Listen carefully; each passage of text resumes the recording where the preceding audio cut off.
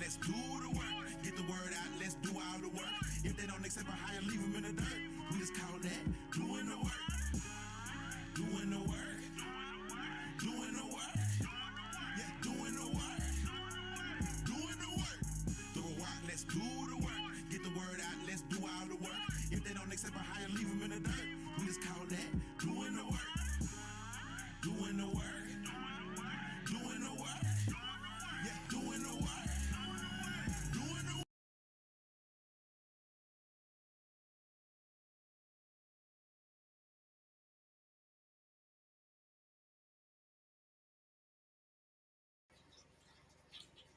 Hey, shalom, people, and welcome back again to another edition of News, Facts, and Comments Sunday Wrap Session. I am Akoti Tamor, and today we begin with the topic at hand, of course, and that is the destruction of the Black family.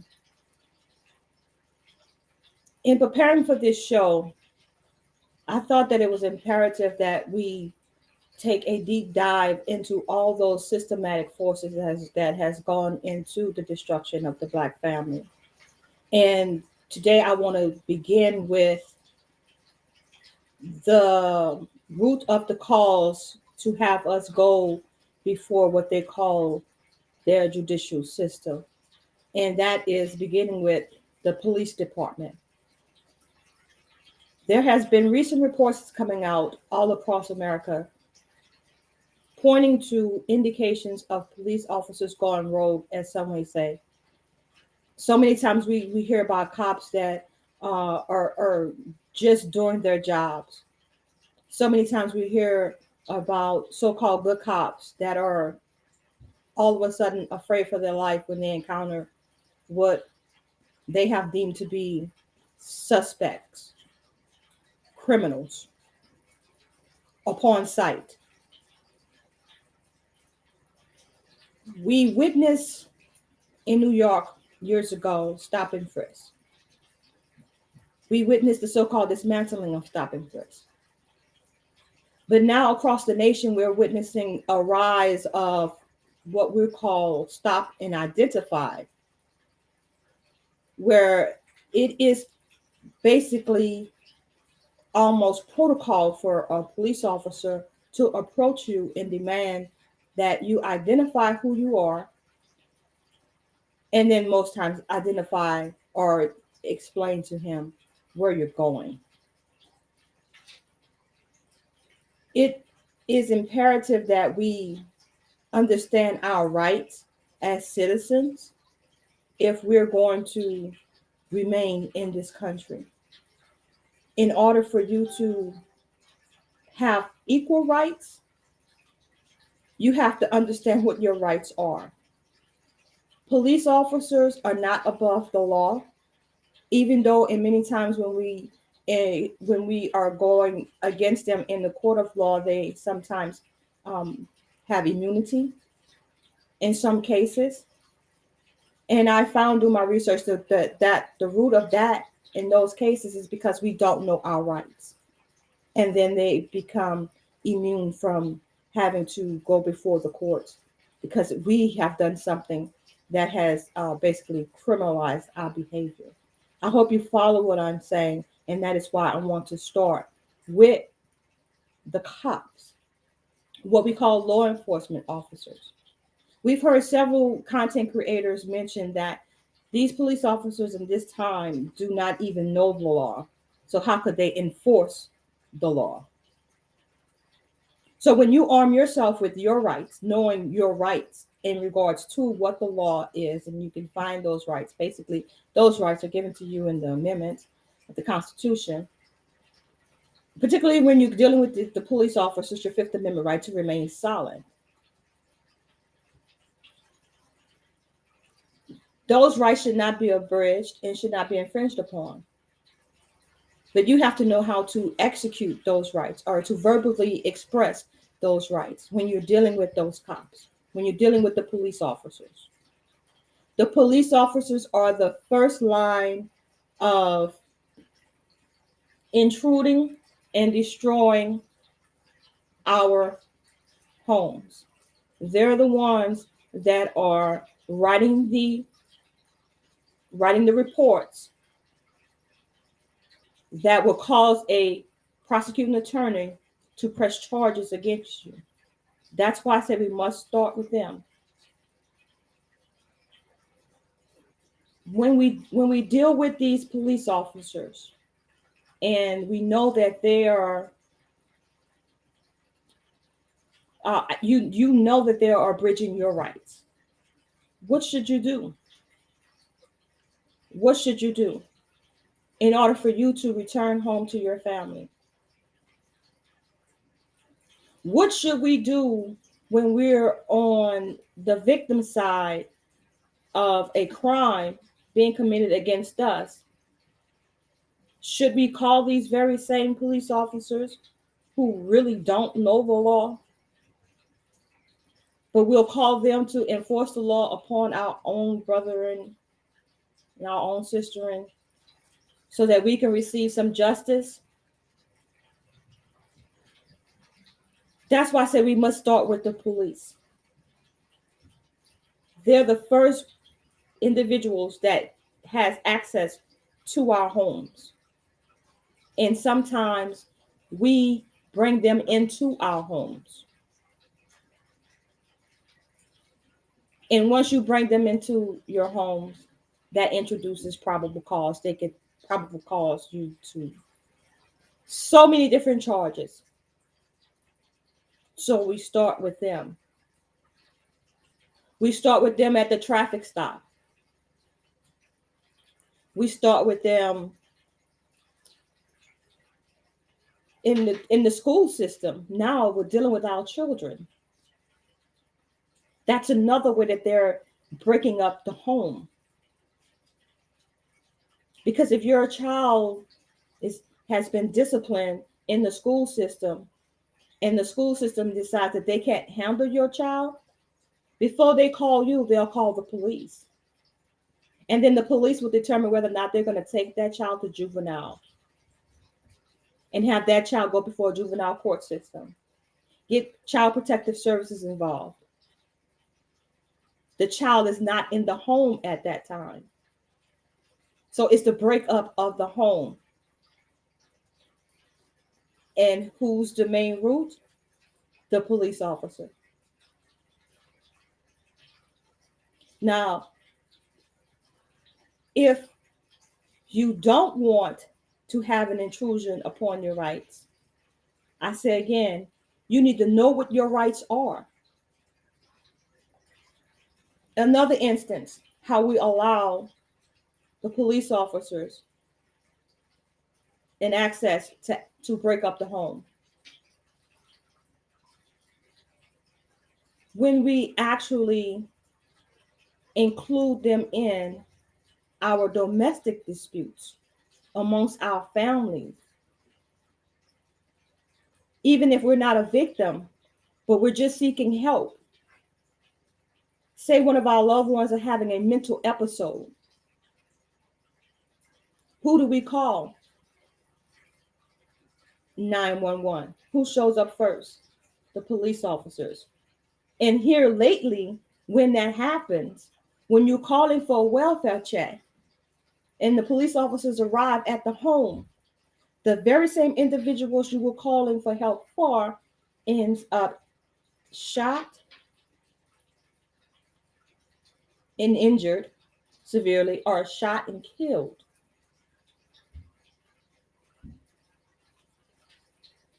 Breakup of the Black family.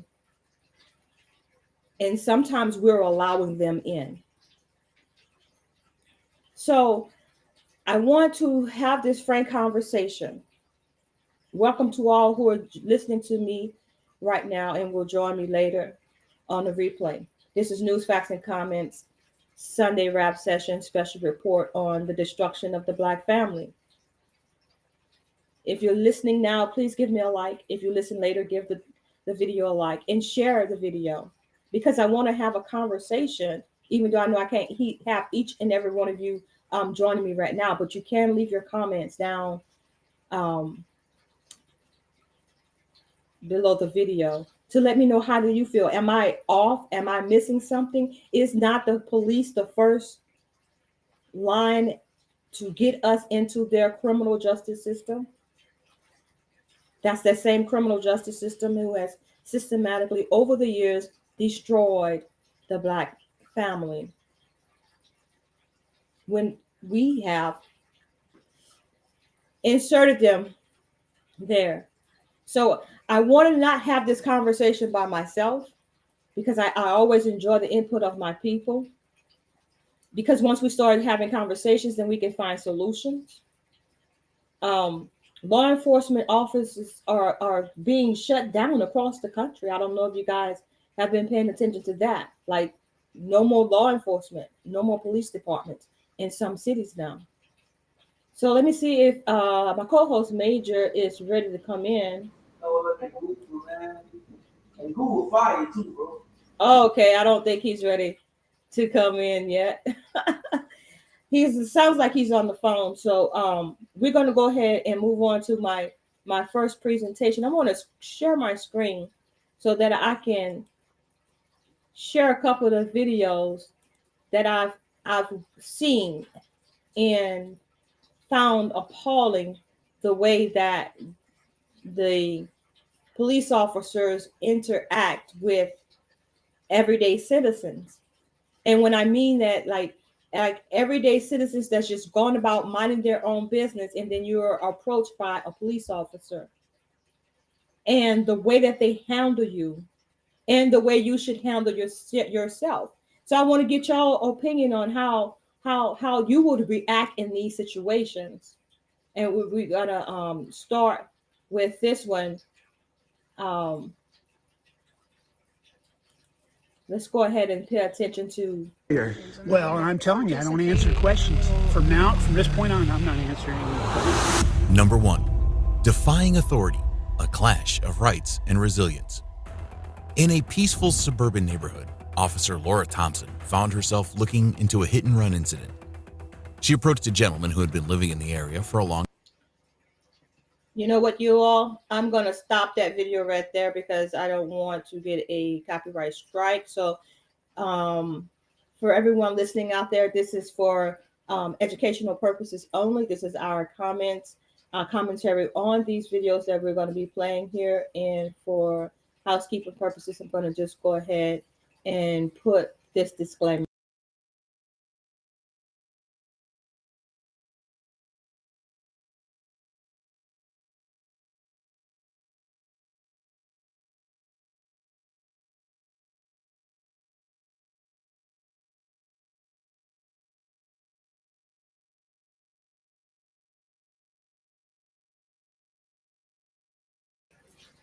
Okay, so now that we did that housekeeping, let's go ahead and play the video here. Long time, hoping to gather information about the incident. Carrying her notepad and pen, Officer Thompson politely asked the gentleman for his identification. However, she was taken aback when he firmly stood his ground, asserting his rights as any citizen would. What started as a simple interaction quickly turned into a disagreement, with both the officer and the man passionately defending their positions. Ask me for my name and all that, and I don't give that up. I'm investigating a hit and run, like I said. Yeah. It's good.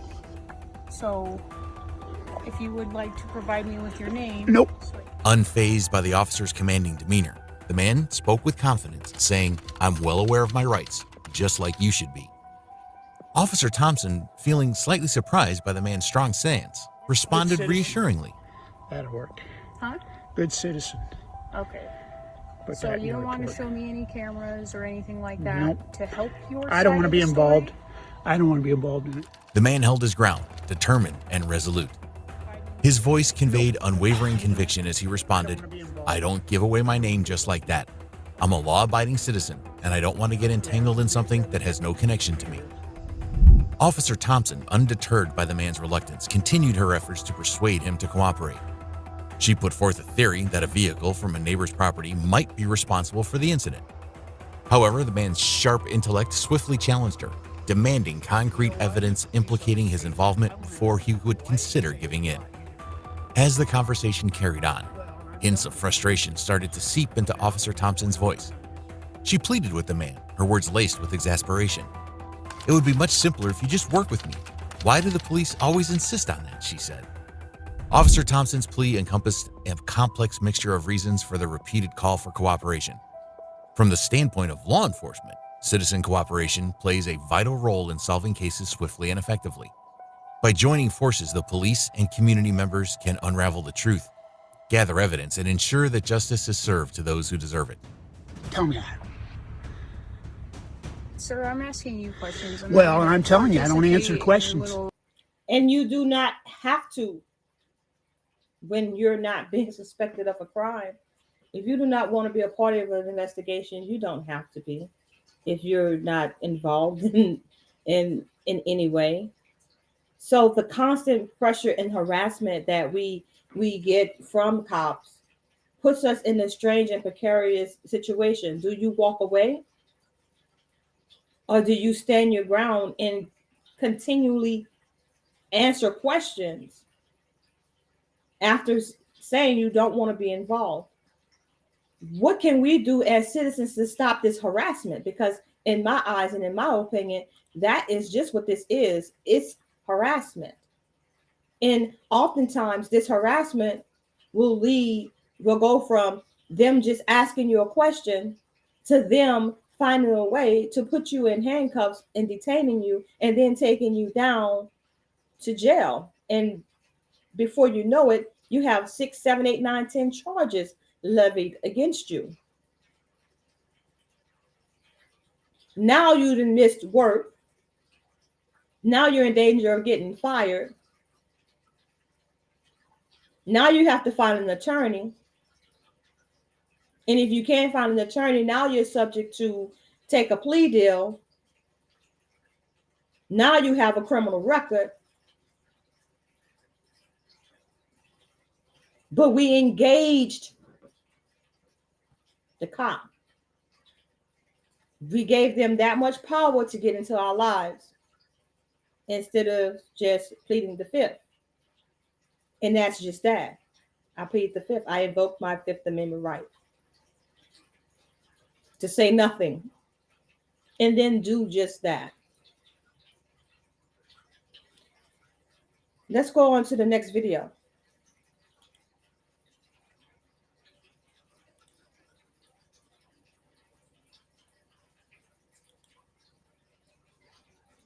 I can't recall. What you are about to see is a Flagler County Sheriff's deputy get checked by a citizen who knows their rights. What's your name and badge number? Are you videotaping license plates? I'm going to tell you right now, okay? If you come out here and you even tell me I can't record something from a public easement, I'm going to hold you liable under Chapter 21, Title 42, United States Code, Section 1983 and 1985 for conspiracy. You're dismissed. Oh, I'm dismissed. You're dismissed. Okay. I'm pretty sure I just asked you a question. No more questions. I don't answer questions.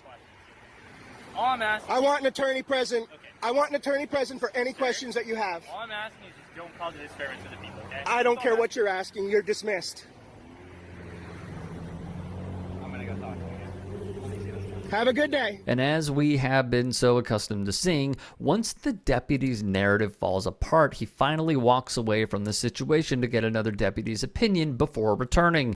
I do need you to provide me information. I'm not going to give you ID. You actually have to. What crime do you suspect me of? There is no crime. Okay, so in Florida, if there is no crime, then I do not have to identify myself. Go fuck yourself. I'm not going to ID. I totally 100,000% refuse.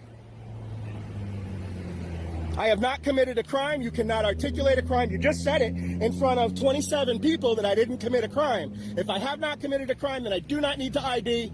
Bye-bye. The man behind the camera, 1,000% correct here. According to Florida's stop and frisk law, whenever any law enforcement officer encounters any person under circumstances which reasonably indicate that such person has committed, is committing, or is about to commit a crime, the officer may temporarily detain such a person for the purpose of ascertaining the identity of the person temporarily detained and the circumstances surrounding the person's presence, which led the officer to believe that the person had committed, was committing, or was about to commit a criminal offense, which the deputy clearly admitted that there was no crime taking place.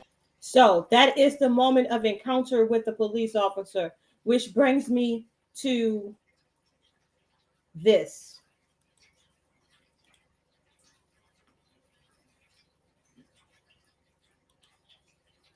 If you have not heard about the case of Othal Wallace,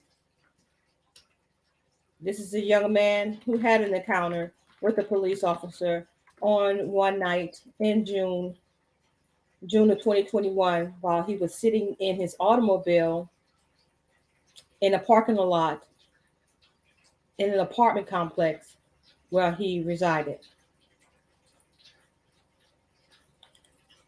His encounter with that police officer ended in the police officer losing his life. And for those of you all who are not familiar with this case, I'm going to go ahead and show the video to remind you all of what happened with Othal Wallace's encounter with the police officer, just as you just watched the encounter with the police officer with this other gentleman standing on the public sidewalk. This is in a private parking lot. I'm getting ready to show you. So let's go ahead and watch that together. As soon as I find one where they are not going to, okay, block it. Okay, I think I found one. Just give me one moment. There we go. It's coming up slowly here. One moment, everyone, while I cue that up. Let's see here. Go ahead and watch this video.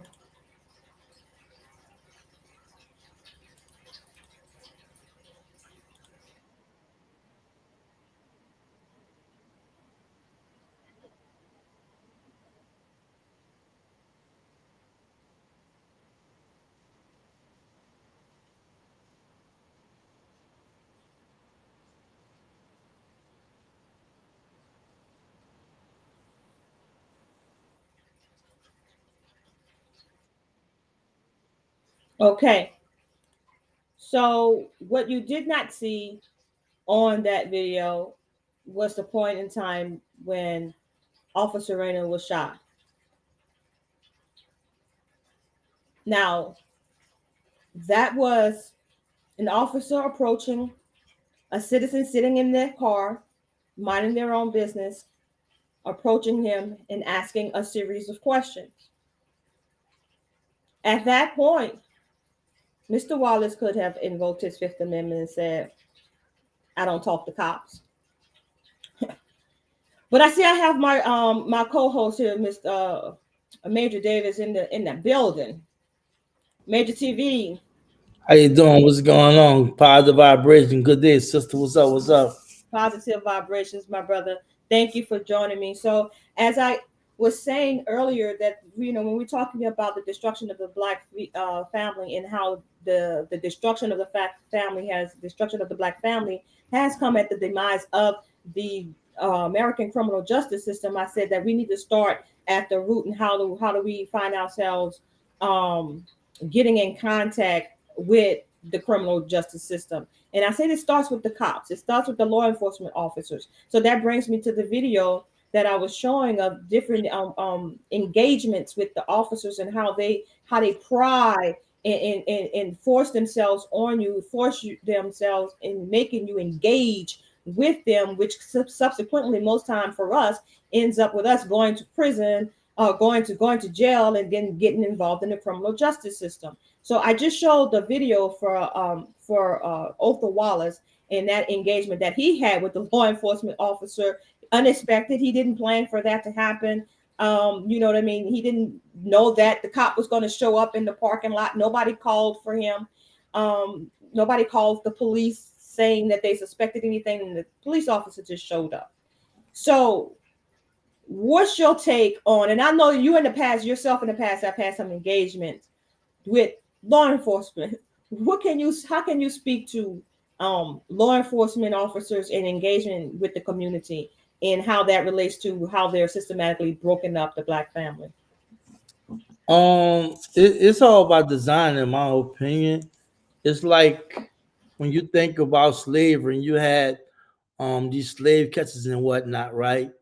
That was focused on making sure that anybody escaped from slavery, that they gonna make sure they catch them and bring them back to slave master. Then after slavery was allegedly abolished, you know how they create all kind of petty criminal offenses to falsely arrest a lot of melanated people, then have them working at plantations that eventually result in working at sheriff departments or what have you. It's always been a thing, whereas we've been police, we've been controlled, like with the white flight when Black people after World I migrated to the north, cities where they thought was gonna be promising and growing. It was met with retribution, reference to police officers being sent to police them. And that white flag after World War II, the white people took their stuff, their resources and businesses and whatever, and created suburbs and whatnot. But it's always been by design to keep us in check, you know. And it's sad that in 2024 we still having this discussion and what have you. And throughout history, it just shows that the police have a job and duty to keep mentally people in check, and they've been somewhat successful with it. And like you said, when you say that when they pull people off, pull mentally people over, and they be really looking for something, they really be looking for something. They really be looking for something. I can't tell you, like it's a thing, right? I don't know if you know about this. When you buy a new car, you have a T tag. That's an automatic red flag. I don't know why they allow them to do that. But when I bought my Avalanche, I bought it with cash, right? Out in New Orleans, but I was living out of a house in New Orleans, a house in Atlanta, so I was back and forth, right? And as soon as I bought the truck, I'm coming across, I'm going to New Orleans, leaving out Georgia, and they pulled me over. And when I say the man went through the entire truck, well, first he had a dog, he was a K9 unit, he sniffed the truck, and he was like, he was no excuse me. Said, "Hey man," he said, what's going on?" I said, "Nothing too much." He said, "You good?" I said, "I'm good." He said, "I'm just doing a routine check." He said, "If it's cool, I'll search the truck." I said, "No, you can't search my truck." He even got the K9, sniff. You gonna tell me, "Oh, they got 9 punts around your vehicle, right?" This man searched my entire truck, my luggage, and everything, right? If I did one thing to trigger him to come at me sideways, he would have did that, right? But they do try to find a reason to mess with you. You know what I'm saying? I don't know. People know about the turnpike in New Jersey. They had it bad and pulling Black people over and what have you. What they later on with the filing class lawsuits behind that, but driving while melanated is a big deal in this. It has been a big deal in this country, and it still is. But there is things that these law enforcement officers do. There's certain techniques, there's certain things they're trained to look for. And there's so many people that they pull over that they don't have a right to pull the people over, and they be searching. A lot of them drug busters be lies, like they be like, "Oh, we pull over, we just know such and such." Nah, they tore them people's vehicle when they got to the news. They lied and said, "Well, they smell weed, whatever." A lot of it be legal, but you have nobody that can really cover it because they don't have no video or nothing like that.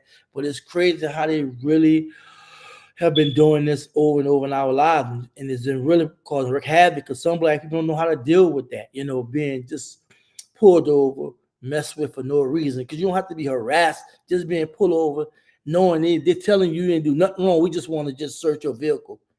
And a lot of people will let them search them knowing that they may have a little marijuana or what have you. And it's crazy, man, how we have to deal with this. And we've been dealing with this for a very long time.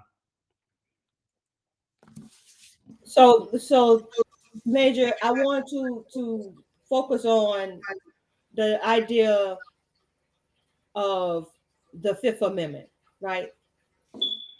In your mind, is that our just natural defense against the police officers, just automatic? And we're dealing when we talk about traffic stops and then are encountering the police officers out in the public. Like just don't talk to the cops. Is that the best defense? I plead the fifth. Well, the Balkans rights, no Balkans versus Alabama. It was in the 50s where they created the thing where the Fifth Amendment, your right to remain silent, and blah blah. They got double jeopardy in it, right? Well, back in the day, it was back in the day, they would pull people over and they would have an interrogation for a very, very long time, play all kind of trickery stuff, what have you, and then people just say something. Well, in Buckles versus Alabama, well, and then also would actually try to confess without reading your rights or arresting you. So in Buckles versus Alabama, it was a landmark decision where they were saying that when they created the right to remain silent, I mean when an officer, like in this case, when Officer Ranger approached Othal and Othal refused to answer him, he exercised his Fifth Amendment, right? That's where the Balkans come in at. He was supposed to respect his Fifth Amendment. Now he was supposed to arrest him, right? But he's supposed to have a right to arrest him. He still did the proper cause, but I'm sad to say this here. Balkans versus Alabama have been watered down so much that police have been violating defendants. I don't want to say defendants, citizens on right to remain silent just on the basis that they feel like they have to say something because they're law enforcement. And that's just sad. And despite Balkans say that, and a lot of people want cases with this, but it's been watered down, whereas a lot of time officers will confront the person and call themselves holding a conversation, what have you, and not saying they're trying to disguise it like they're not arresting them, but they are arresting them, right?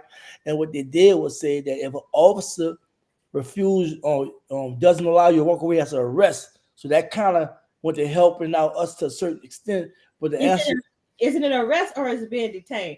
Like, okay, so first of all, let's do this disclaimer. We are not attorneys and we're not trying to offer any legal advice. We're just trying to understand our rights underneath the law and underneath the Constitution. So that's just a disclaimer. We're having a conversation about our rights under the Constitution. But whenever an officer stop you from talking, that stop turn to arrest. A detention is an arrest. You feel me? You're going to either have a voluntary interrogation or involuntary interrogation, right? Whereas a voluntary interrogation, when they say they want to speak with you, you come down freely. Involuntary interrogations, when you're not volunteering for it, they're arresting you and then put you in this holding tank for them to come back later to question you. Now you don't have to say nothing to them, but in their mind, like, we have a right to question you, but you have a right in the Fifth Amendment to say in the Sixth to remain silent, then request attorney, right? You have that right. It's just, I mean, being a prior paralegal experiences and studying the Fifth Amendment very carefully as well as the Sixth, police have this some. Even if you watch First 48 and a lot of these stuff, that there are so many things police do to violate people's Fifth Amendment that I don't think people really realize that. It's not just the traffic stop. It's once they arrest you, you know what I'm saying, bring you into interrogation, you still saying, I don't want to talk. I'm quiet. They will leave you there for hours. They'll go bring you a cigarette. They'll get you some McDonald's, whatever, or get you confess to the crimes, right? And while we dealing with Republican like judges down there, Republican tough on crime, justice system, a lot of time they give the police leeway to do all that because in their mind they feel you're guilty. You feel me? That's why when you file your appeal, they be denying them so fast. Very few people win their appeal. Appeals are not winnable like people think. We in a lot of conservative states. The federal government, federal courts are conservative. United States Supreme Court is conservative. So you got these conservative justices and judges that support the nonsense because in their mind, they're upholding the law in the sense of keeping certain people in check, particularly poor and melanated people. Well, traditionally, that's what the police officer or law enforcement were installed to do, to keep melanated people. Back in the day, it was the cops or whatever, slave catchers. right? So that's their whole purpose, is to keep us in line and keep us, I guess, us separated. I would say separated from what they consider their American citizens. So I want to go ahead and welcome to the show Sister Dee Dee. Sister Dee Dee is coming to join in on the conversation, and I do want to thank you, my sister. How are you doing today? Hey, I'm good, family. How y'all doing? How you doing, sister? Hey, I'm bless, bless. good. Look, like brother Major say, positive vibrations. Okay, that's what we need. Y'all hear me? Yes, yes, Definitely, yes, definitely. for sure. Yes, it's good to see y'all, and thank you for this live. I do appreciate the invitation. And I apologize for my tardiness. Okay. Oh no, no problem, sister. Yeah. No problem. We were just discussing law enforcement and how they're the first line into the destruction of the Black family. So, what's your take on law enforcement and how they affect the Black family and being that first point of contact and introducing us to the criminal justice system? Okay. Thank you. My take on it is, first and foremost, we should have our own, you know, protection in terms of, having our own uh, policing, excuse me, because when you're dealing with what has always been, which is slave catchers, in our communities, it's always going to pose a problem because of the way the system is set up. It's set up for us for failure. Okay. So, and I'm not saying that every cop is bad, no, but, you know, from what we've been, to me, there's always going to be even bad cops, even with other cops that aren't, harassing us or brutally attacking us, and sometimes in a lot of cases murdering us. If you have people that other cops that's sitting around and allowing this to happen, and they're not saying anything, they're not trying to change the problem, there's going to always be a problem that exists in our community. Um, so I hope I answered that okay.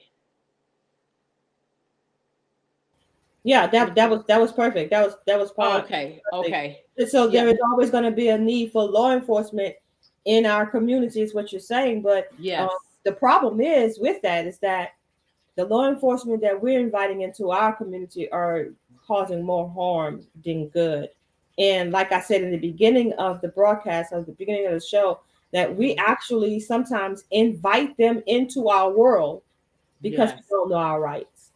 Yes, yes. And You know, it's unfortunate. Oh, I'm sorry, sis, go ahead. no, no, go ahead. Yeah, unfortunately, like there's a lot of cases where there's mental health, in our communities. And when the cops arrive, the first thing they want to do is treat our people like animals. We've heard of many situations that has taken place and that still exists to this day where they approach us in a rogue fashion. It's never, especially in dealing with mental health, is never taking out the time, to approach the person to try to address the situation or even come up with a solution. The first thing they want to do is attack, and like I said, what falls behind that is causing brutality. And then unfortunately, our people end up one, deleted or crippled. Okay. So I feel like, and I've been saying this, and I'm just, you said so much. Building, our people need to build. You build, come together collectively. You build land, you build policing, education. All that comes together. You know, I know a lot of people are talking about reforming the cops and so on and so forth. We just need our own everything. We need our own land. We need our own schools, our own businesses, our own police stations, our own government. That to me will rectify all of this. So as long as we stay under their umbrella of terroristic, things that they do, it'll never change. It's going to always be the same situation. Now, as far as our brother, Ozone, fortunately, he did not become a hashtag. A lot of our peoples, they don't stand up, you know, as like Ozone did. He stood up because he wanted to live. So thank God he's still alive. So, and he should be out, period. But anyway, again, nothing's going to resolve itself. It would take a collective of people, our people, to come together, start building, land, everything, in order for this situation to finally, you know, um, resolve itself. That's the only thing I can think of. Okay. Because Right. as long as we're still under them, it's not going to change. It will never change. We have to be the power at B. We have to police our own selves. But all of that comes with governing, schooling, everything. So Yeah, we definitely need some self-governance. And when I say self-governance, I mean like controlling your own actions and interactions in this yes. world. So I want to thank everyone who's joining in right now, listening to the sound of my voice. Thank you for tuning into News Facts and Comments Sunday Rap Session with Major TV and our lovely sister Dee. We're discussing the destruction of the Black family and how the criminal justice system is totally affecting that. Um, I see we have Corporal Kickass in the chat, and thank you, my brother, for joining us. I did say in the beginning that I wanted this to be an interactive conversation, so I will be going to the comments as we go along. So, brother says Corporal Kickass says federal government has a bill floating around right now to suppress any other armed forces in communities other than the ones that they deem okay. And I think that is in response to what our sister Didi was saying about how we need to police ourselves. And, try as they must, they cannot stop individuals from defending themselves. I'm just going to leave that right there, Corporal Kickass. And then he says there have been 2 brothers killed by police during mental health calls in the last month that we know about. And that part, my brother, that's the part that I'm talking about, how we invite the law enforcement into our homes, which causes our homes to be broken or destroyed. I mean, he's literally killed at the hands of the people that you called to try to help install. You called to help save them. That is absolutely crazy. And so that goes to what Sister Didi is saying, that we have to be self-governing. We have to be self-government and stop inviting these people into our homes, which brings me to the next portion of our discussion. Before I move into that, I want to go ahead and invite you all to a 30 for 30 celebration for Othal Wallace, put on by Flap and some other individuals making up the Mighty 300. So I'm going to go ahead and show this video as a commercial break, and then we'll be back on the other side to discuss that.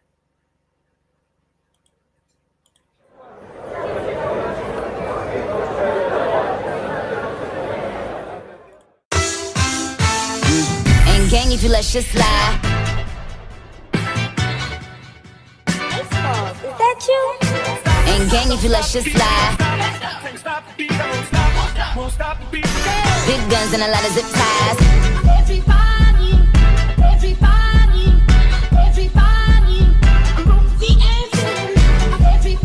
y'all make sure y'all come right back here on March 30th. You know what time it is. 30 for Note 30. The main theme will be a family affair. So y'all make sure y'all come and join us as we celebrate our brother's solar return on March 30th. We are asking for 30 for Note 30.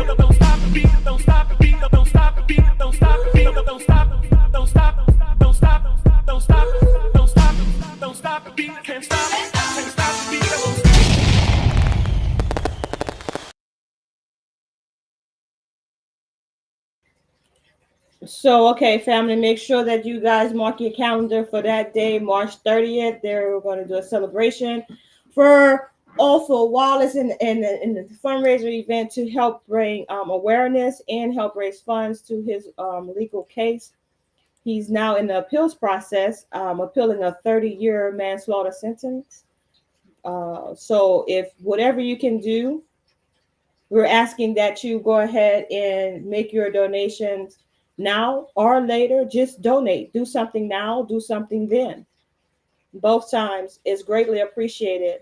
Anytime we can get together to try to raise funds for our brother is a blessing. So whether it be now or whether it be later or in the future, please do what you can today. I wanted to turn your attention to why this is important. As Sister Didi said, that our brother lived to see the day, to tell his side of the story. And that incident was captured and, in my opinion, made history. Othal Wallace made history because we often wonder, we often wonder when the cases of our brothers being slaughtered in the street and don't live to see the day, we often wonder, well, what happened? What actually happened? And our brother was here to tell us what happened. And that's why it was important that we donated the first time. And now we're continuing to donate to make sure that his legal defense is paid for as he goes through the appeals process. So I want to show you all this particular portion from the trial. This individual right here, in my opinion, perjured himself on the stand. And it actually changed the trajectory of the trial. And the reason why I say that is because if he perjured himself on the stand and the jury heard what he said, then they're thinking that he is an expert witness and what he's saying is actually truthful.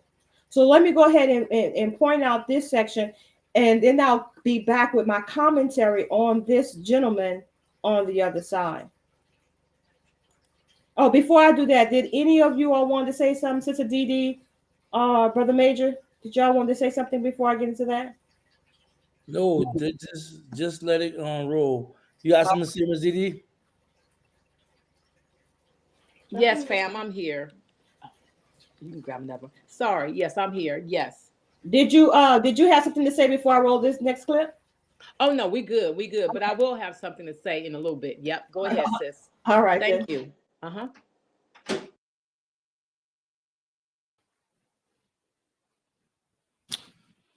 Are officers trained in a situation like this to ask someone to get back in the vehicle?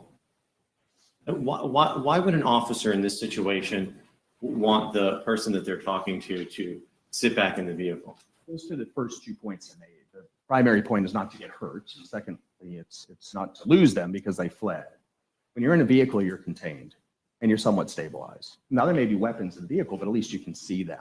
At least you're aware of it. So you have the reactionary timing into your favor because you're placing them in an area you're going to be watching their hands. But what you've eliminated is mobility, the ability to quickly run, to fight, to do the kind of things that the officers are also afraid of. So when you can contain them inside of a vehicle for questioning, it gives the officer a little bit of a relief and anxiety so that they can move on to the next part of the investigation, which is the investigation itself.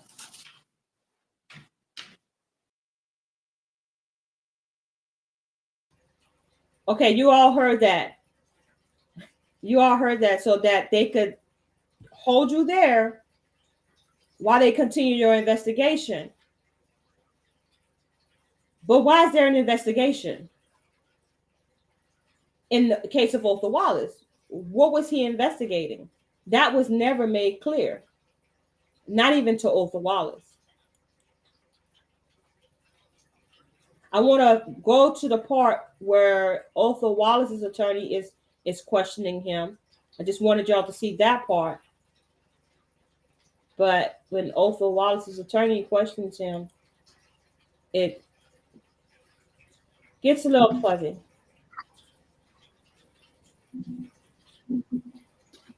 You mentioned before, officers are trained to detect, I think, non-compliance with a statute or something that's incompliant with the statute. Do you recall that testimony?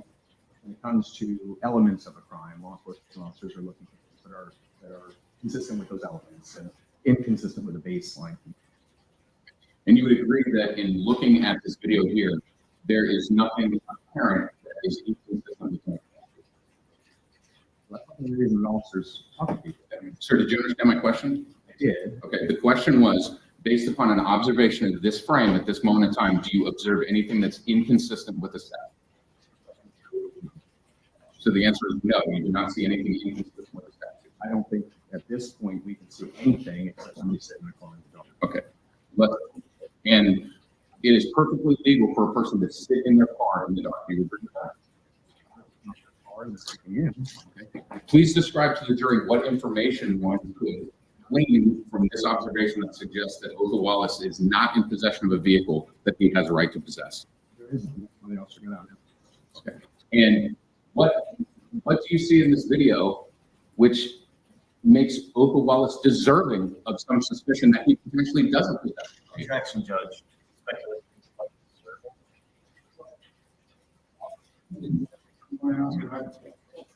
Okay.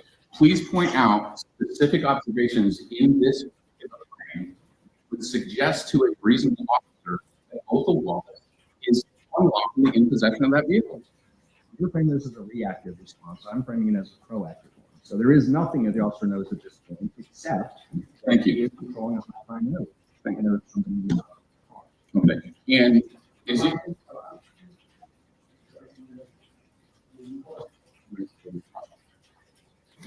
Is it your testimony to this jury that a person's mere presence in a high crime area allows them to be subjected to immediate inquiries about their activities? Police officers can talk to anyone about anything at any time. Okay. And if the question that's posed by the officer is not based upon some particularized suspicion in performing a lawful duty, the person can end that anytime they want. Isn't that true? It happens very rapidly where an officer may go from mere hunch to thinking that a crime is occurring. And the person on the receiving end of that wouldn't know that, so they're not entitled to watch. So if an officer does not have probable cause or reasonable suspicion to detain a citizen, these standards, they weren't brought up, they're not relevant. they come in the case, the use of force expert on police tactics about what he trains officers in terms of discerning and not discerning. I understand. Is it your testimony that any person at any time, for any reason that an officer believes is justified, has to subject himself to being detained by a law enforcement officer? Yes. If a law enforcement officer believes that a crime has been committed, the other person may not be sure. And for a social contract, can be an inconvenience for someone. They have to get the officer there properly. There are recourses in court. So your testimony is that upon an officer just believe that a person is committing a crime, that an individual, a citizen, has to subject themselves to detention and inquiry. Yes. Or maybe we approach. Did y'all hear that? Come on, Major, come on in. And this is an expert. Let me just say this. Expert witness. Come on now. Let me just say this. The police, law enforcement, sheriff, deputies, whatever, they have been playing with individual counsel's rights for so long, and it's so aggravating for him to say the things he's saying and so boldly, right? And the thing about what I don't like is he's totally removing the responsibility of the officer, what the officer will do when he first approached somebody. For the post to introduce that he's an officer, you know what I'm saying? And I'm gonna say that got to be in fine print, but obviously officer, but at the same time, it should be very specific and direct why he's questioning that person, right? And he should make it clear that this is not arrest, it's just questioning. If that person refused the question or refused to answer his questions or what have you, that's supposed to cease right there unless he arrests him. It's supposed to stop right there unless he decides, I'm going to arrest you, right? Or hold up 1 second, run your place, whatever. Now, don't get me wrong. There's so much you can do in a position where you're dealing with law enforcement like that, right?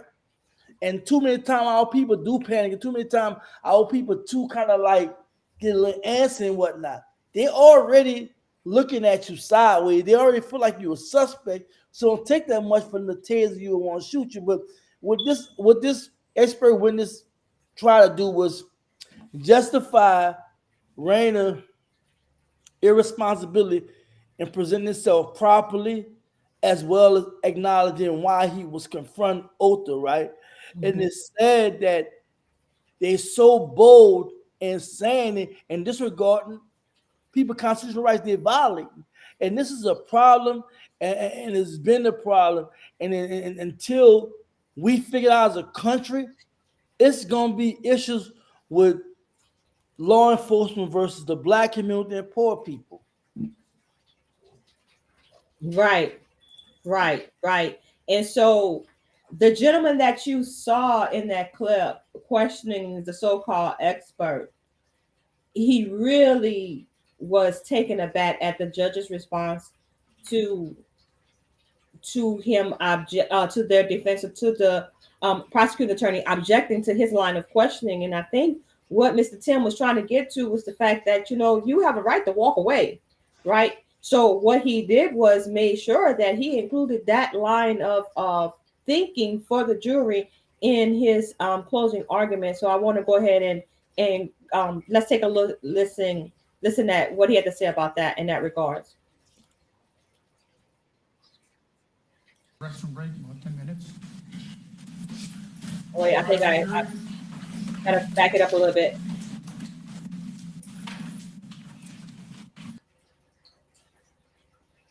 Over and over again. So fearless that he wouldn't even respond to the officer's comments. I think that's the wrong one. Hold on, y'all. And so hold on. It was a long trial. So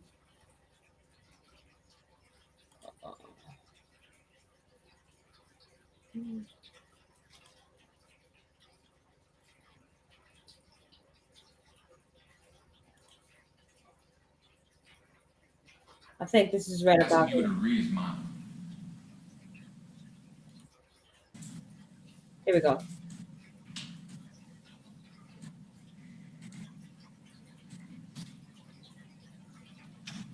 All rise for the jury.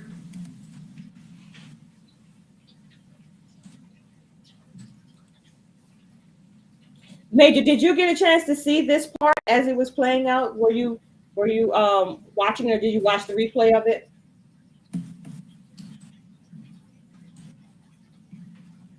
Yeah, I seen some of it. Roger that.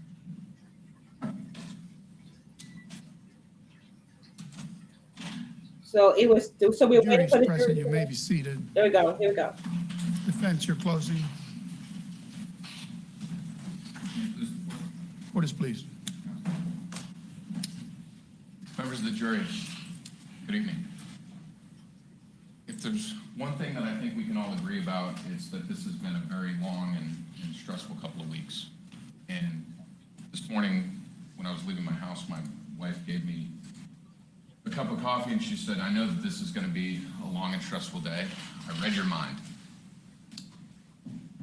I was thinking about that on the drive to the courthouse, and it really underscored what this case comes down to, which is that the state of Florida wants you to read Othal Wallace's mind.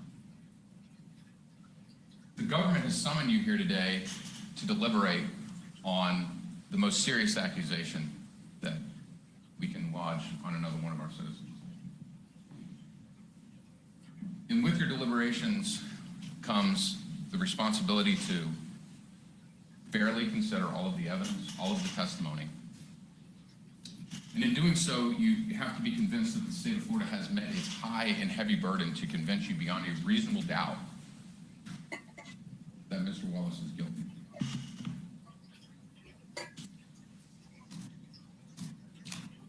And the state has not met its burden.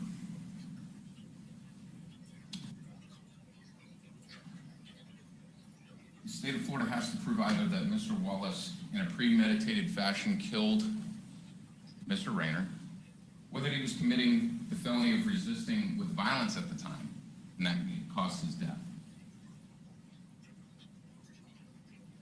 And in doing so, the state has relied on what I would categorize on an alphabet soup of information to you. So what I want to do here is just stop the video right there on that screen. And these are all the things that the attorney outlined that the prosecutor had to, the burden of proof that the prosecuting attorney had to meet. And I just want us to have a conversation about number 3. Dee Dee, look at number 3 and tell me what you think when you're thinking about our brother Othal Wallace. Number 3.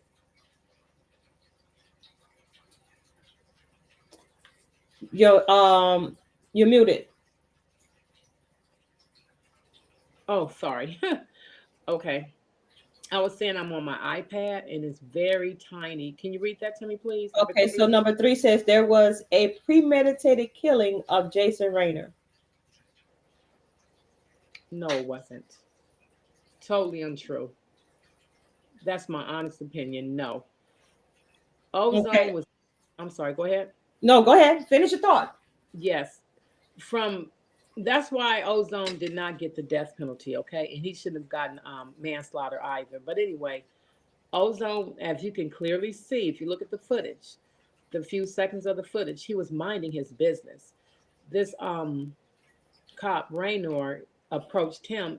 And from what I saw, and most people too, that again viewed the footage, he didn't even come off like, hey, I'm Officer Raynor, blah, blah, blah. He just, approached him and just started detaining him, like keeping him, prohibiting him from moving and grabbing him by the back of his shirt or his neck. No.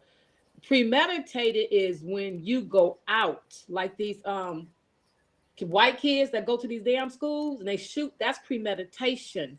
Okay, is when you go out and you planned, and it's planned in your head that I am going to go out and delete, whether it's the school shootings or whether it's a cop or whatever.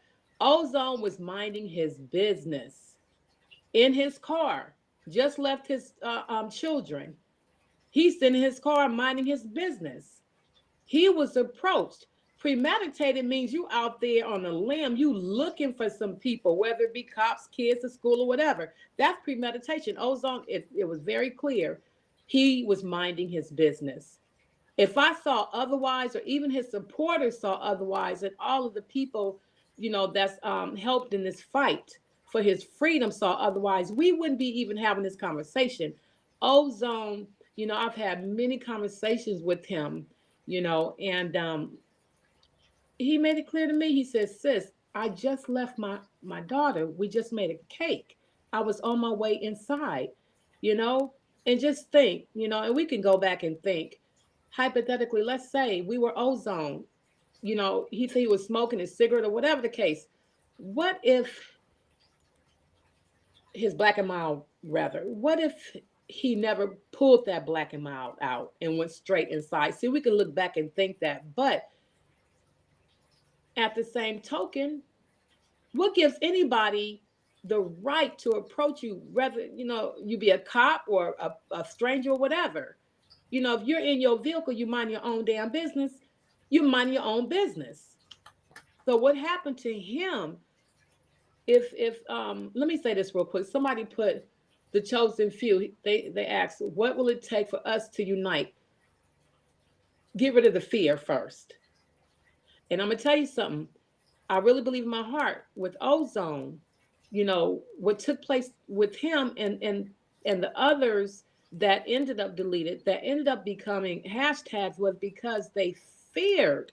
Anytime a cop approaches you, the first thing we want to do is get nervous. And I'm going to tell you why we get nervous, because we don't have a unit. You dealing with a lot of Karens and Kens out there. When they're approached by cops, they're fighting and biting and kicking and cursing and all of that shit. But they know they have a backup. Okay? So the best way to handle the situation is so imperative that we get together, and not in a violent way. Violence meet violence, okay? But it's so imperative that we get together and unify, because every time a cop approach us, we're going to freeze up. Every time a cop approaches, they whisper something and you take off and run, and then they go, bang you in your back. So I know I keep repeating myself like a broken record. But that expert, so-called expert witness, said something that made my eyebrows raise up when he said your recourse is in court. So you allow you allow the cop. What he's saying, just allow the cop to violate your rights, and your recourse is in court. If you make it to court, and that's why we're saying that's why it's very important that you support brother Othal Wallace, because he actually lived to make it to court. So he's saying, if you feel like your rights are being violated, take it up with the courts. So here it is, brother Othal Wallace. He's doing just that. He didn't take a plea. He said, I am not guilty. Thank you. I was defending myself. I was defending my right to live. That right. part. So if and I know people are saying, well, wow, they keep asking us to donate. They keep asking us to donate. Well, he's still in prison.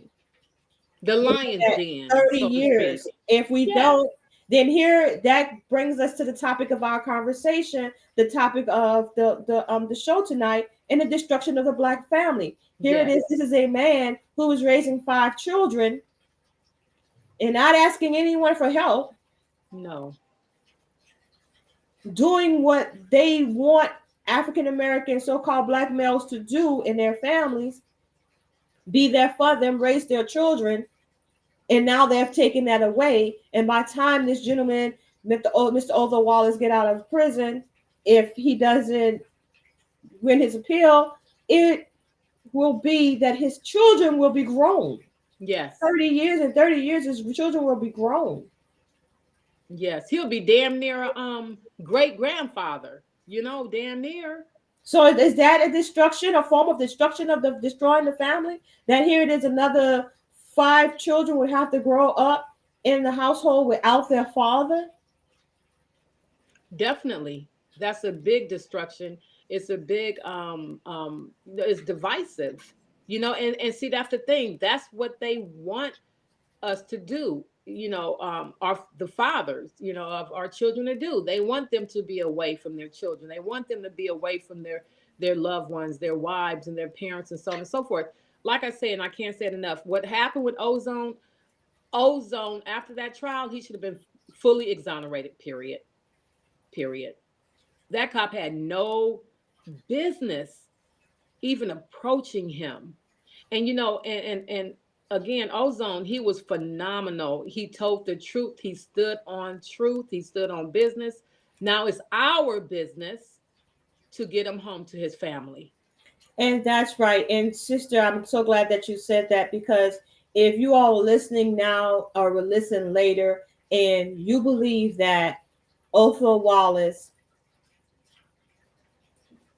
was not guilty of number 3, premeditated killing of Jason Raynor, do us a solid and drop $10 for standing 10 toes down on someone's right to self-defense. 10 toes, $10.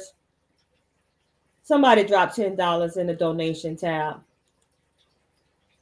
Somebody drop $10 in the donation bucket if you believe that Othal Wallace did not engage in premeditated killing of Jason Raynor. If I had my say, we would just take the criminal justice portion of the United States Constitution and ball it up and start all over again. Because the whole premise of it was based on the fact that we were slaves or being let go into this world as so-called freemen.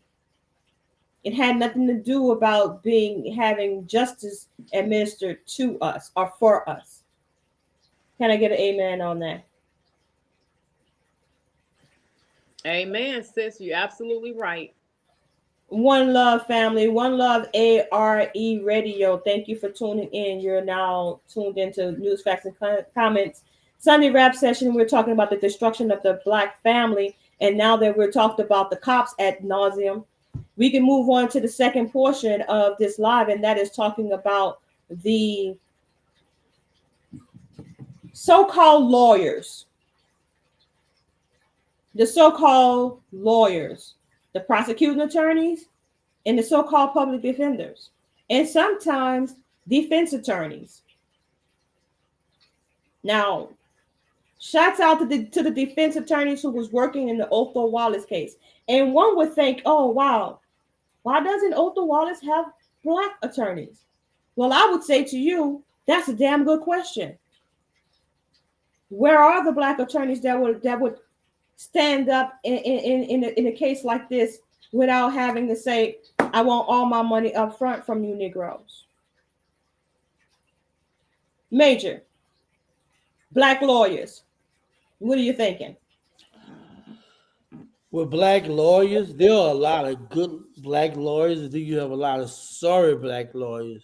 But in cases where police is involved, Black people are apprehensive in reference to not get into the police department. Not just Black, a lot of lawyers, you know what I'm saying? And shout out to them lawyers that did step up. I can't speak about the lawyers in Florida that didn't take the case or what have you, but I know that a high publicity case where, and I'm not gonna say it was a high publicity case, but officer was killed, and they were in line of duty. That some attorneys, Black attorneys, probably wouldn't want to mess with it just based upon the fact that they don't want to run with the police and what have you. But with any job, man, it requires that you apply yourself. So I can't speak for every Black lawyer, but there's Black lawyers out there doing their things. You know what I'm saying? And shout out to the DA in New Orleans. He done released a lot of guys, Black DA, a lot of Jason, I forgot his name. He released a lot of, you know what I'm saying, brothers and stuff on prisoners that have been out a very long time. And he's doing something in the community, what have you.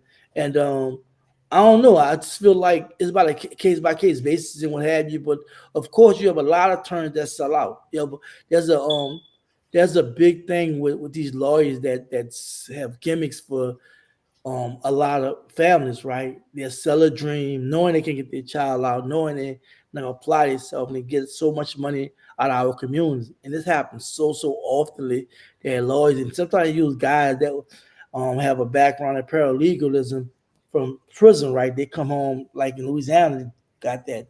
Well, a lot of guys come home from prison, and the lawyers, they get a lot of cases on strand them guys and stuff, knowing something about the law, but the lawyers don't be hitting on nothing, you know what I'm saying? But the whole criminal justice system is a straight setup. It's all rigged, in my opinion, What about you, Sister Dee? What about them lawyers? You know what? I'm gonna tell you something, and this is how you know when you have real people involved in this, and just real people who love our people.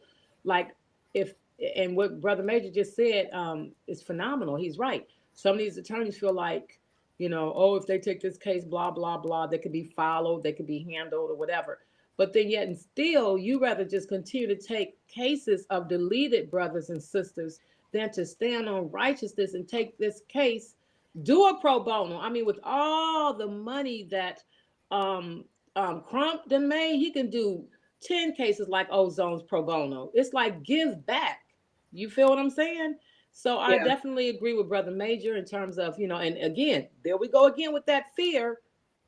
Okay, right. Guess what? We could be putting our lives in jeopardy. Excuse me. We could be putting our lives in jeopardy, but are we stopping? No, we keep pushing because guess what? We serve a mighty Most High. See, a lot of people, come on. A lot of people say, "Oh, I trust God, but then yet you won't do a simple thing and try to get this man out of the situation he's in. It's going to take a unit. Excuse me, I'm speechless. Excuse me, you guys. The attorneys that came on board, of course, they're Caucasians, did a phenomenal job, and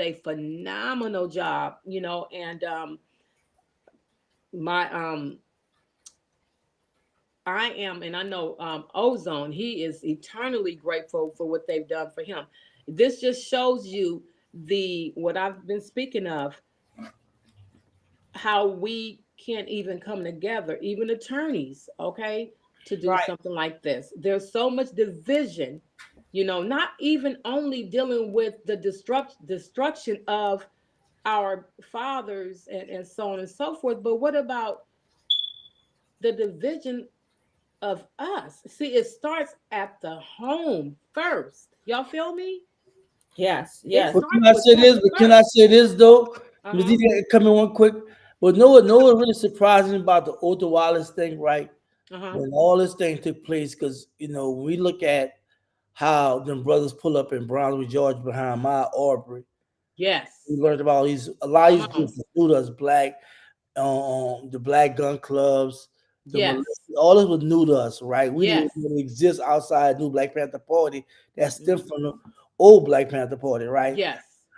And to watch this brother who worked and not just in fact he was the new Black Panther Party with that, and to watch how they had all the rah-rah going on and what happened to him in real time, something he stood up against, actually become a victim of it, and how they didn't respond, and how they didn't support, and how they let a lot of petty divisional things happen, nigga things happen, people planting different seeds in each other's head ears and whatever. It just was horrific. And it just showed you, even on a movement level, not alone the community, but even on a movement level, they divided. So that's why I always tell a coordinator, it starts from the top first. Yes, it does. If the top ain't right, the bottom won't be right. And that's why the people can't organize, because these Negroes at the top, they all divide. They all on some other stuff. And the funny thing about it, before I let you finish talking, all of them really saying the same thing. Yeah. They just have egos. A lot of them, and lastly, and the sad part about a lot of them, they don't have an end game. They just they start something beautiful, and then they go straight to the ground. And there are people that will come in and try to help them, but they'll keep them away because they don't want the spotlight. So it's some real stuff, and it's really telling to see how you respond to older situation. Yes. Brother Major, you know what? Salute to you, my brother. You know what? And I'm glad you said just what I've been wanting to say. Remember all of those people that was there for Breonna Taylor, the Ahmaud Arbery, the so many different situations. And, and I've said this to people before, that with all of the militia people, you would, for one, Malik Zulu Shabazz, he's taking on a huge case out there, I think in Mississippi somewhere, okay? And this ain't no damn allegedly. This is real, for real, for real. And that's a multi-million-dollar case. I've been trying to hit him up like, hey, can you help with the donations, to no avail? You would think that all the people that Ozone was peacefully protesting with, he should have at least 5,000 towards his donations. This man was at, remember before the trial, he was dealing with a possible capital murder charge. Mm-hmm. Right. Nobody, and I'm not gonna say nobody, but I had a lot of people tell me, "Oh, we can't even donate to him because GMJ said we couldn't." I mean, so many people was hitting me up, DMing me on IG. I'm like, what? And see, that's another thing too, brother Major and sister Cody. Our people get so caught up in their fucking feelings. Move your feelings out the way. Move the fear out the way. Let's go focus on the matter at hand instead of, like now, so many, and I could even name no names. I'm not going to be Miss Patty, but even people that used to do the donations for us, off and on or whatever, stop doing it. And I'm like, well, why did that stop? Oh, well, because you mentioned a museum. And I'm like, you know what? If these Negroes don't get out of their damn feelings and start focusing on the matter at hand, maybe one day we will truly be free. But if you keep putting distractions and distractions and distractions in the way of things, and you mad at this person because of that person, we'll never be free. But I tell you one thing, the ones I am holding on to and I'm believing in them as I'm believing in myself, like-minded people are the ones I'm rolling with. Well, I'm gonna just be real with you. Like the rabbit at the hat. A lot of people just talking. They're really not about it. See, I can talk firsthand because I went out there and put boots on the ground, and I seen it. I was telling somebody a day, I seen it up front.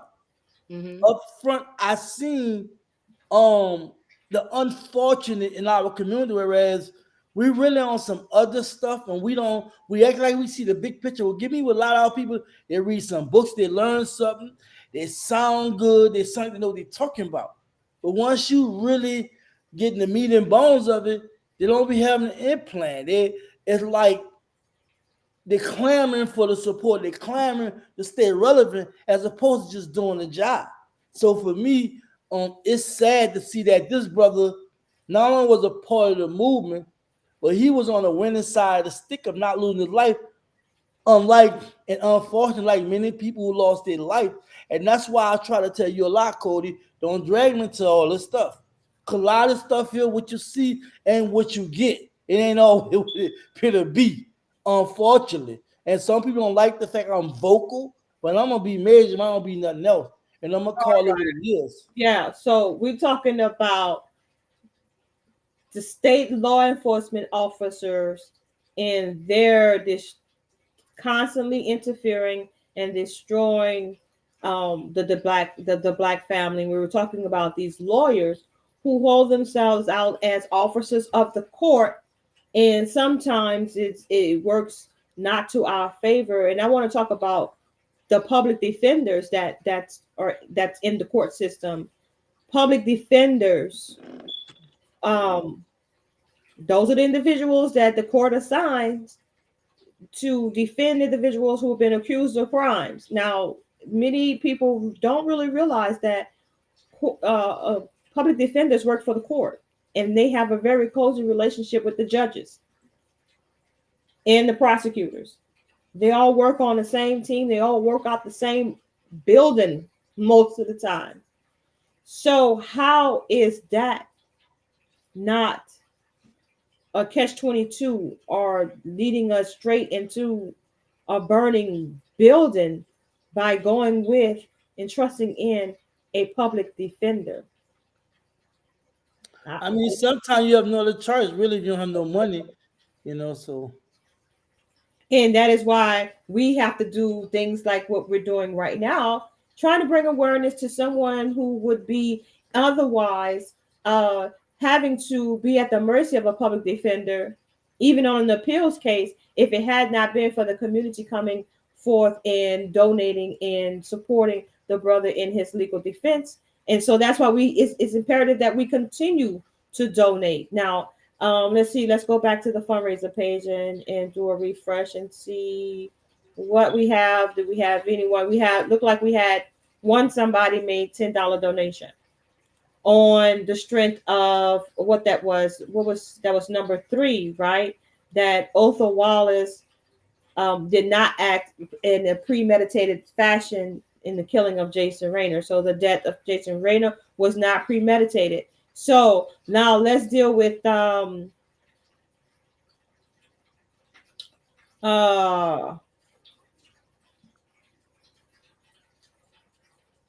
Wallace knew that Jason Rayner was a law enforcement officer.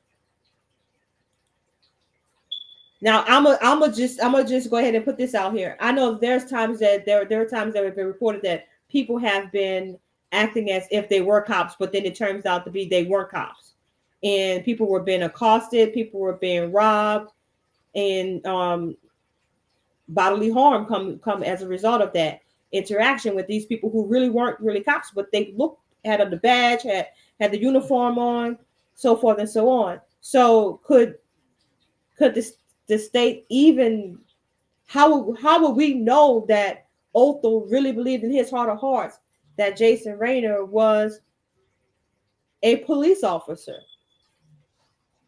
He didn't do the normal thing when you approach. Hi, I'm Officer Rayner.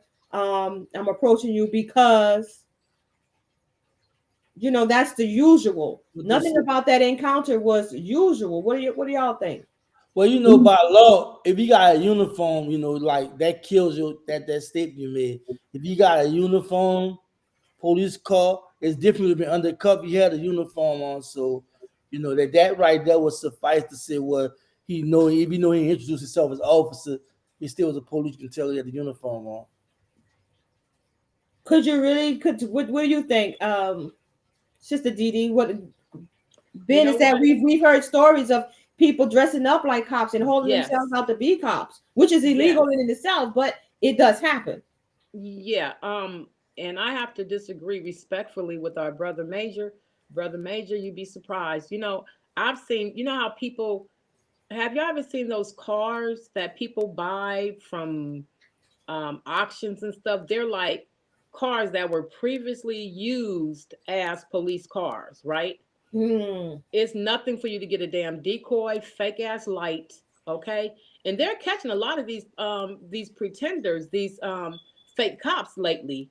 You know, with the you can order all kind of stuff on Amazon or these different websites, decoys and all kind of shit. You can make yourself out to look like a cop if you really want to. And as far as the uniform, the way Raynor approached him was very unprofessional.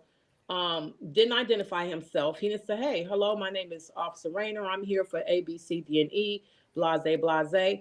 Really, the most he should have did was just said, "Look, there was a stolen car in the area. Just blah blah blah. How are you doing tonight? Okay, didn't want anything. Maybe did you see anything? Whatever." And they took his ass on. He didn't do that. Okay, it was a totally different situation where he just. It's like he came out bold, like detaining him, you know, sit like he was a damn dog or something. I mean, it's just he was very unprofessional. And to be honest with you, if that was me, I probably would have thought he was a RoboCop, like a fake ass cop out to harass people if I was approached by him. So yeah, he did not. Let me say this though. With Rainer do that what they do every day. Rainer do nothing different do every day. I'm speaking from a legal standpoint. Y'all gonna go from a layman standpoint where I say where it didn't look right. People pose fake officers. That's true. But when you go in their system, they gonna look at it how they look at it. So I'm coming from that perspective. But with Rainer did, that's what they do. They do it. You got so many records where officers not even presenting themselves as officers. They're not even really communicating. They want the straight answer from the person. If they don't answer, it culminates in something real serious. So Rainer really did a long-standing practice of police violating people first. I mean, excuse me, Fifth and Sixth Amendment rights. So what he did is typical. It's not right, and it's been challenged numerous times. Some of them, most of it upheld, and very few people won.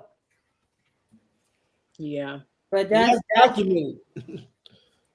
Right. It don't make it right though. That's what I'm saying. I mean, that's why he did. That's why he didn't get the death penalty because on his lawyers and them presented the case, whereas they show where he violated the rights of officer. He was only convicted because it was an officer. You know what I'm saying? That's all it was. The average Joe, he probably would have beat it. You know what I'm saying? So you got to realize he wasn't convicted because of the crime itself. It was the crime plus it being a white officer. All right, so let's hear from our brother. In my opinion, you know. Yeah. I feel you. Definitely. And Sister Cody, can I say something really quick, please? Yeah, go ahead. I don't know if y'all heard about that Asian cop who was stopping women and raping them and doing all kinds of stuff, you know, making them perform oral sex on them. He got like 1,000 years, okay? Really? Really? What happened there? Oh, Brother Major, you can look that up on YouTube. This dude, he had a whole white wife and he was out there messing with nothing but black women. Everybody he stopped, he got convicted. He had like over 30, 40, 50, 60 accounts against him. And let me tell you something, when that judge said, okay, for this, you know how they have like different sections, like for count number 2, that's 5 years, count number 2, 1, 5 years, 2, 10 years, 3. Hell, they did like 30 or 40 counts on his ass, and I might be exaggerating a little bit, but anyway, that dude, he was literally sinking in his seat. He was a cop stopping our queen sisters. These women were,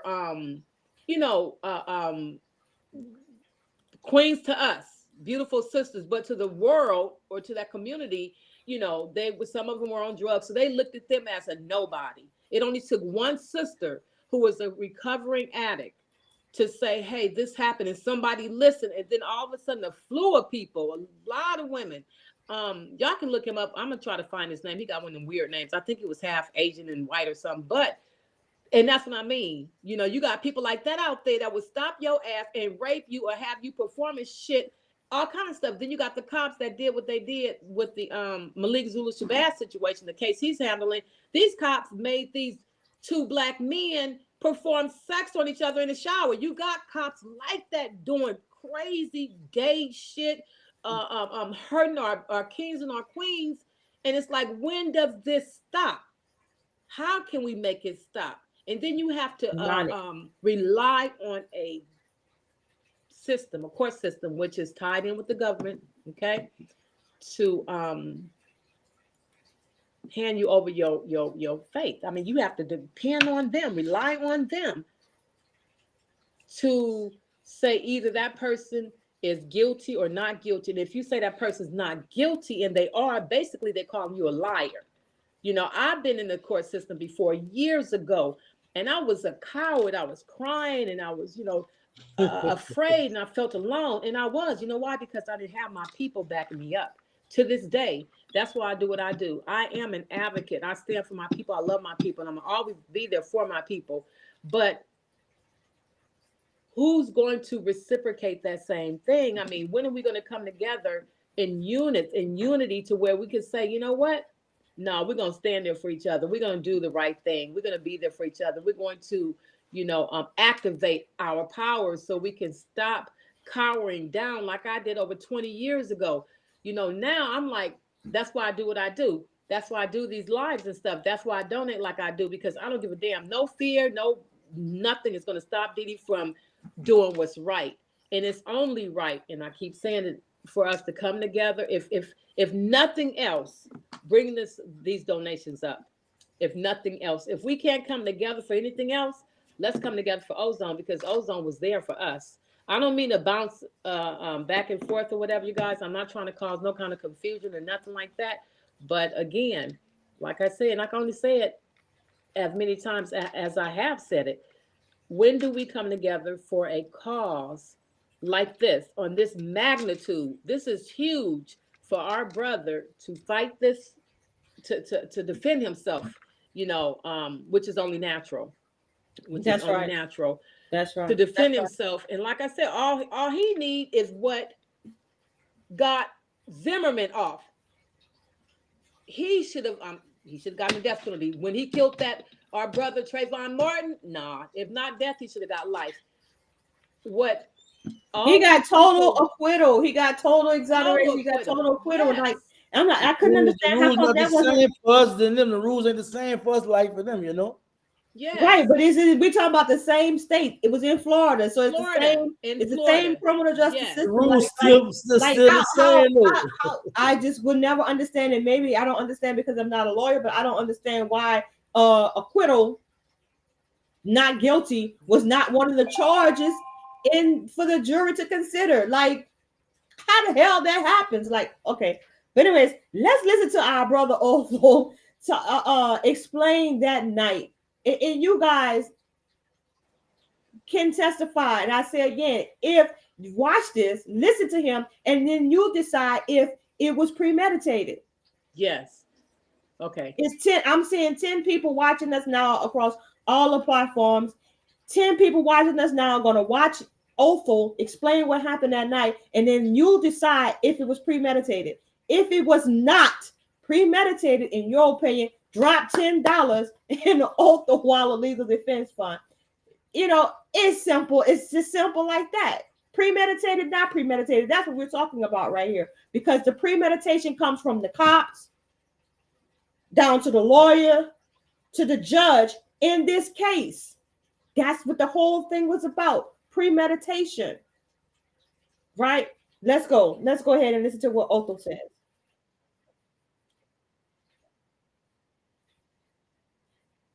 And I was just trying to see like what's going to happen here.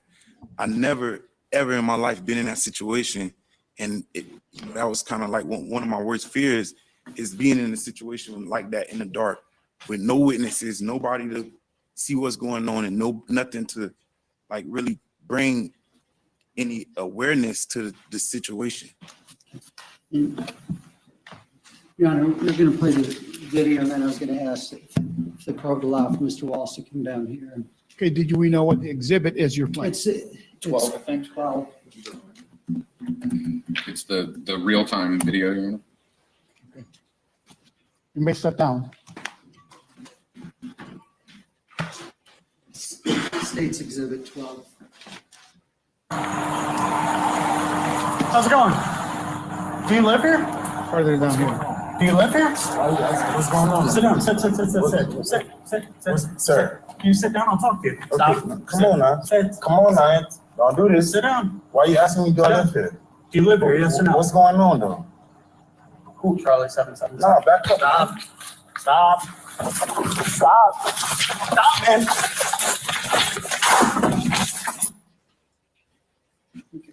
If we could back it up.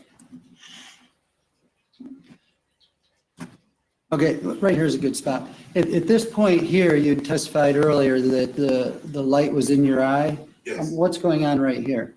All right, in this particular situation is when I noticed the light, and I'm a little confused. Like I said, I'm not used to people coming up to me at this time of night, and I was kind of just like caught off guard and a bit like shaken up. So I'm starting to become aware of this presence and is garnering some type of emotion that would make me feel kind of scared. Like I was like, Can we go to the point where the door is open and standing?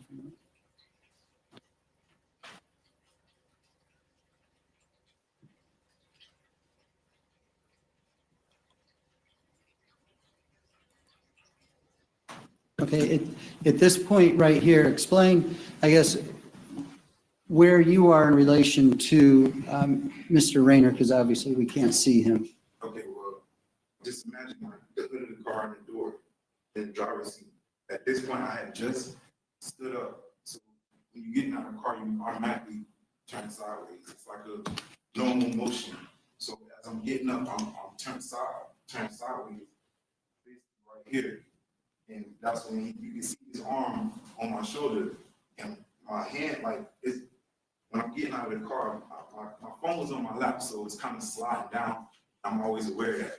I cracked many phones by just standing up, so I always like kind of grab whatever is on my lap, and that's what I was doing.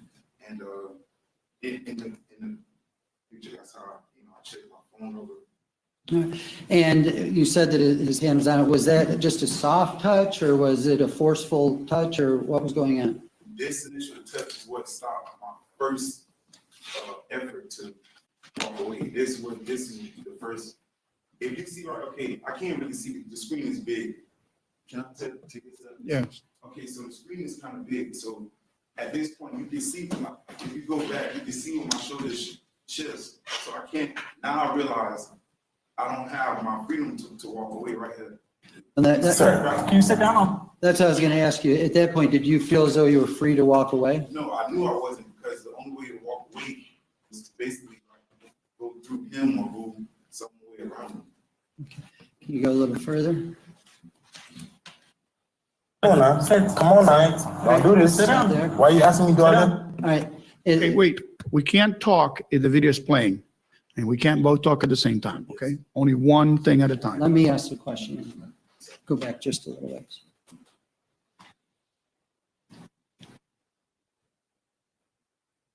Okay, right there. All right. And if you were unable to, in your mind, leave when there was one hand on your shoulder, how did you feel when the second hand was placed on your other shoulder? If further my fear of what might take place between me and the individual at the time. If you look, that he's holding my shoulder, like pushing me, basically pushing me, and then he shifted me back towards the way, which would kind of, if I took a seat, I would sit directly on the driver's seat. So that's kind of what's taking place in this, Move forward. in this frame. Do I live here? Do you live here, yes or no? What's going on though? Radios. No, back up. Okay. So now at that point, you hear him radio. You go to his radio, takes his left arm off you, and that's when you bring up your left forearm. And Why at that point did you make a more concerted effort to leave? Because for various amount of reasons I hadn't had any answers to any of my questions. I'm scared as I can possibly be. There's no witnesses. So now I'm thinking that he's gonna call somebody else. I don't know. I didn't do anything. I wasn't, breaking the laws. I had just been sitting there minding my business. So now it seems like there's about to be more people to come assist him with whatever he finna do to me. And I don't know what's going on. Nobody has answered any of my questions. I'm 10 feet away from going into my apartment. I don't know what's going on. So that was my effort to be like, okay, now I have to become a little more assertive in my effort to walk away. And that's when I held my forearm out. Just kind of try to make more space. Go up till it gets dark so you can't see. There's good. Okay. Now at this point, you really can't see what's going on from the video, right? How close were you and Jason Rayner at that point? We was just about chest to chest because he was pulling me towards him, and like we was kind of shifting and like kind of spinning around. It was basically if you grab somebody and you have a lot of grip on them and you kind of shifting around, the space is so small, like there's nowhere really for us to go. So we just about chest to chest. Right. Did you continue to try to get away from him? I was pulling away as I'm like trying. I'm not in I'm not trying to get any closer. I'm pulling away the whole time. I'm trying to like pull away, but he got me by both hands just about, and that's how I'm like so close to him. Yeah, that was going to ask. Did he still have you with both of his hands? Yeah, at some point, but then and then at some point, were you able to get away from his right hand? Yes, I was. And how did that happen? Well, he like either lost. I'm not sure if he lost grip or just moved his hand. But when his hand did move, so like imagine this is my shoulder and like it's a pulling motion. So when his hand did move, he started to like make movements towards his waistband, and I was starting to look and try to like. Well, let's go back a little. As you were trying to walk away just before it gets dark, where did he have a hold of you? On my shoulder and my arm. And when you say shoulder, is that what you're talking about? Yeah, but now at this point, his hand is on my shoulder, but his grip is on my shirt, at the shoulder portion of my shirt. That's what I'm. Was he pulling on your shirt? Yes. Now in this frame, if I would have been able to walk away, it would have been like a motion like this. Like I can't really do it because I got a suit on, but it would have been more of a yoking type of motion. It would have been more. My head would have like been taken back by that motion. Now, when we get forward again, where it's dark, once he was released, when his right arm let go of you, what maneuver or what motion did you make at that point to try to get away? So his right arm came off me, but this shoulder. So if you reverse this position, it would be like this. So when he dropped his right arm, I kind of like tried to make an effort to duck under it, because if I could have got his right arm to go over my head, I would have been able to put him behind me, and then I would have created like that space of freedom to get away from him or whatever was going on. And then did you notice anything when you ducked down to go under his arm? Right. When I ducked down, he kind of like shimmied his elbow and was making a reaching motion towards his waistband. And that's, at that point, I was like, something, this is not finna go right for me. And I started like basically, like, there was a deep sense of fear that my most, the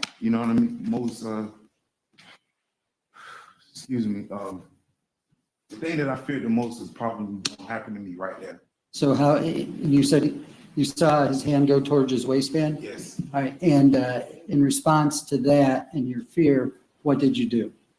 That's when I made an effort to get around, but when he moved, he still had, I can't really do it without extra body, but it's hard So his arm is on me, right? And I'm trying to get under. Imagine this arm is on me. I'm trying to get under it. But his elbow goes like this, so I can't. But when I'm doing it, his right arm is making that motion. When he makes that motion, that's when I drew my firearm and I couldn't get under his arm, and I kind of ducked. When I ducked and I fired, the gun went off at right at my ear, and that's when he was in a moving type of motion, and he fell backwards, and I stumbled back because he lost his grip on my shoulder. All right, and then keep going. Stop, man.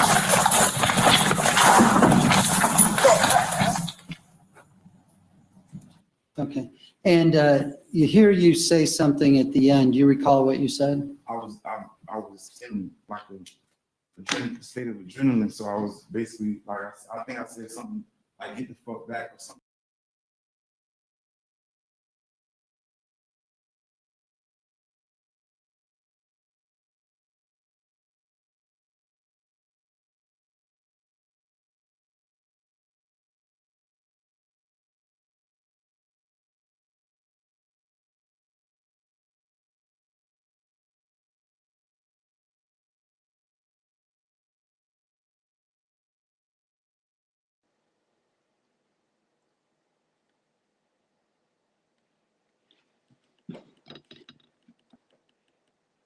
Hey, are y'all there? I'm sorry, I was just running my mouth. My mic wasn't even on.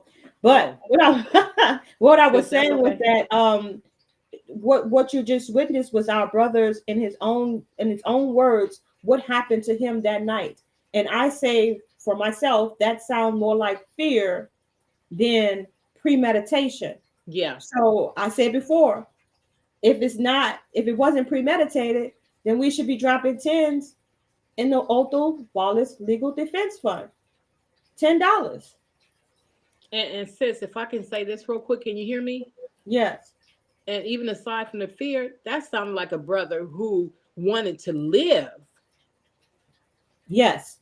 Yes. Because of the way he was approaching everything, and I'm sure a little bit of fear did kick in, okay, granted. But that sounded like somebody that wanted to live. So many of our people have been, accosted by these cops and stuff. And it's like the first thing they do is just freeze up and they just take what's been given, whether it be deleted or crippled or whatever the case is. And our brother wanted to live. Yeah. Now we have several people. Seem like we have some human rights officers in the chat. Some people who believe that we have a right to self-determination. So Leonard Peel and Devin West, I have this article ready for you all. And I thank you for tuning in to News, Facts, and Comments Sunday Rap Session. But call your attention to the screen. Police killings of Black Americans amount to crimes against humanity. International inquiry finds. So here's the thing. We're talking about the destruction of the Black family. So if the police are killing Black Americans, what's happening to that family? In most cases, that family is destroyed.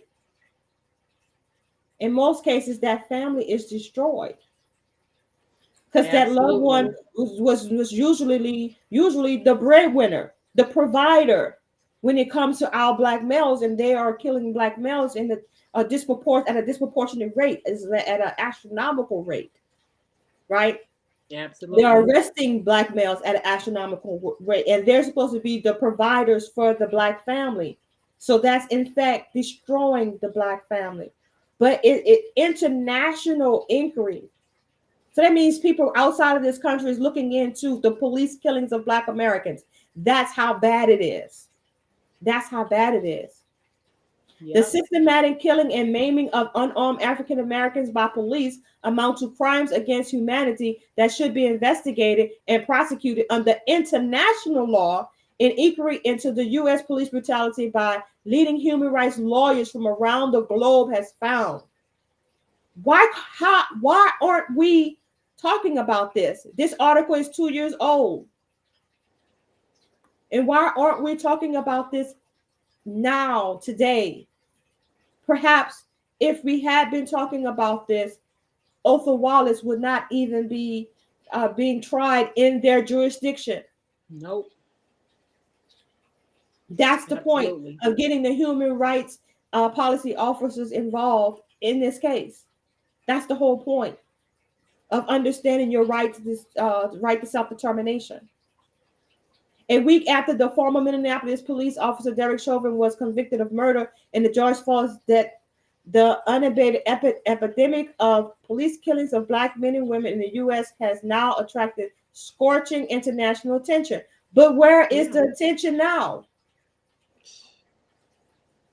Because Ozone is still breathing, sis. That's why it's not getting the recognition, because he's still here with us, which is, to me, it doesn't make sense. Isn't that ass backwards? It is. Definitely. Definitely. Sis, do me a favor and put up that ledger, please. The Othal.org, please. There we go. Did it switch? Yeah. There we go. There we go. Beautiful. All right, Sister Didi, I see you came through with you times 10 to $10 with $102.53, $102.53 donation. Bless your heart, sister. All praises to the Most High. Yeah, and I'm not done. You know, I know O's 30 for no 30 is coming up. So, but if the people who have not donated in the chat, the ones who have not, if y'all can, you know, please just $10, you know, $5 if you will, whatever you can, please, because again, this is a much needed and worthy cause. We trying to bring our brother home. He's been tucked away for almost 3 years. It'll be 3 years come June 3rd. And he's been just, you know, locked away from his children, first and foremost, his mother, his family, you know, his loved one, his supporters. So I know one thing, if O was not locked up and someone else was dealing with this, Ozone, he would have boots on the ground. He would be out there, you know, protesting peacefully, you know, bringing awareness to this. You know, I know our brother, and Sister Cody, you can vouch for that too, unconditionally. Ozone will be out here, man. He was for the people. He loved his people. Yes, ma'am. Yes, ma'am, for sure. You're dead on with that. I can definitely attest to that.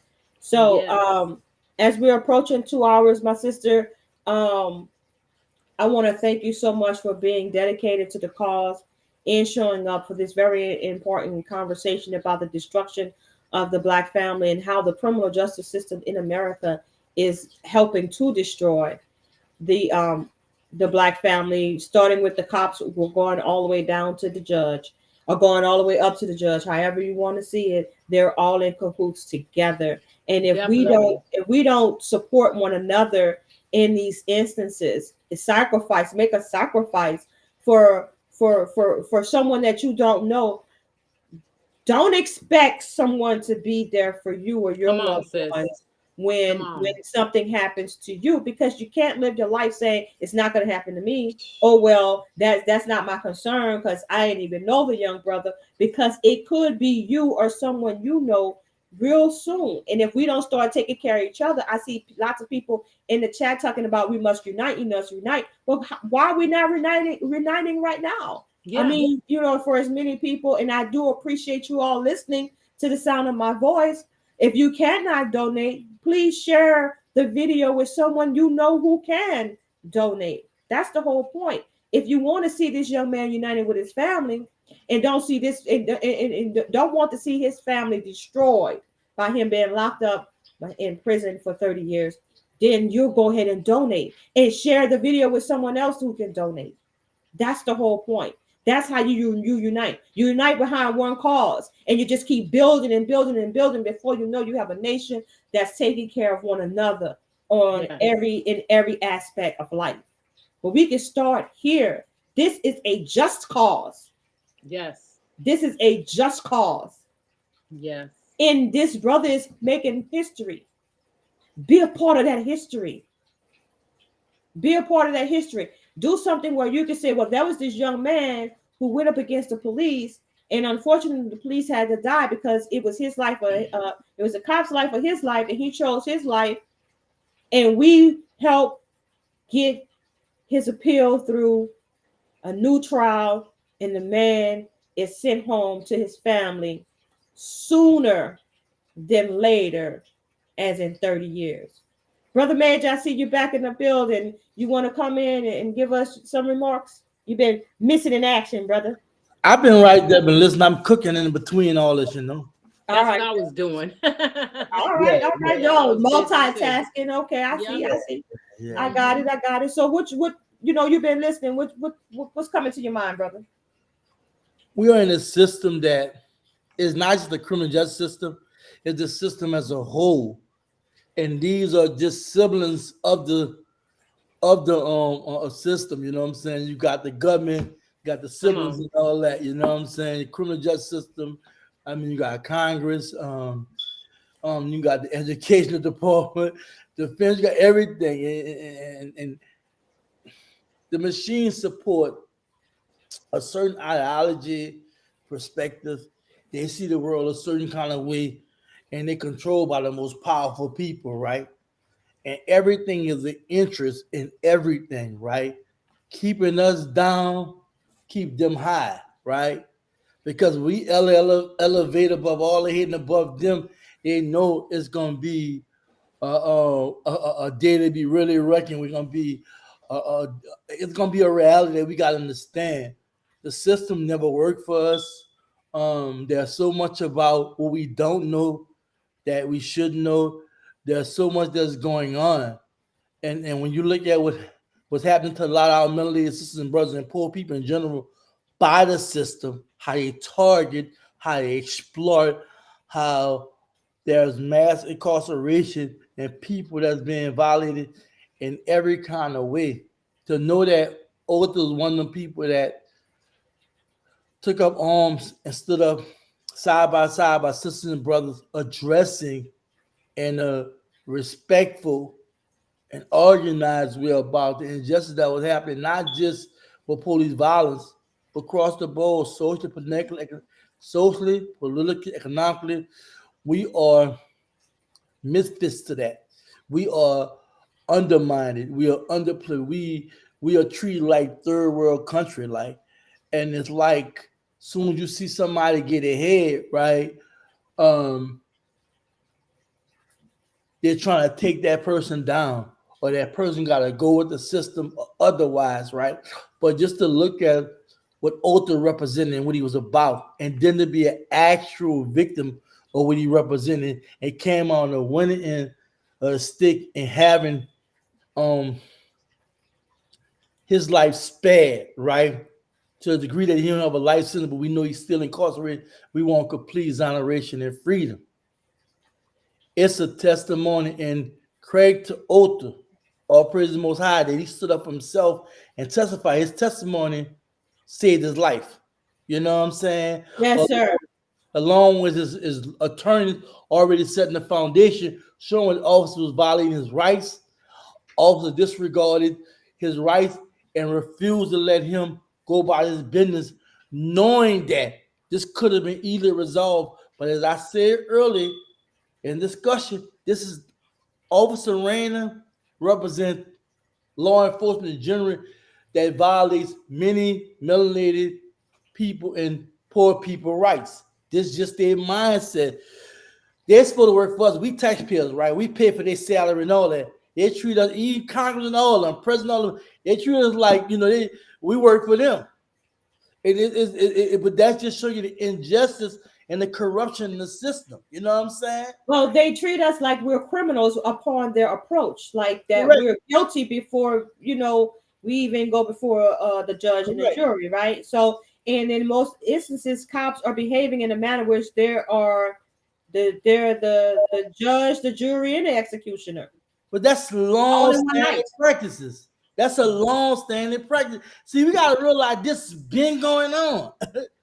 They talked about it in 13. So, let me close out by saying this and just say this about Othal Wallace and why we should donate and support him. Because this brother's still in the flesh. This brother, we still can touch, feel, and see. This brother can really give a real live testimony what he did in open court, but he can talk to us as well and let us know the nitty gritty and how real it was in real time, how it was, which we can see it was televised, right? So this brother really overcame that dragon of police officers that would take advantage of people like him. If they don't obey, then they get aggressive with him, beat him, kill him, what have you. He's here in the flesh, so we should support this. And not just a handful of us, all of us, because Othal represent each one of us that could be in this position or have been in that position already. Well said, my brother, and I totally agree. If we don't help each other, no one is coming to save us. No one is coming to save us. Sister Dee, do you want to have your last words? Oh, yes. Thank you. I appreciate it. And thank you to the two of you. I appreciate it. Yeah, I have to say this. In order for us to save us, we have to save us. Sister Cody, you had said something earlier before Major got on this last time. And it's something you had said. About this, we know how the policing is out here, the government and so on and so forth. And I'm pretty much paraphrasing, but I'm going to tell you something.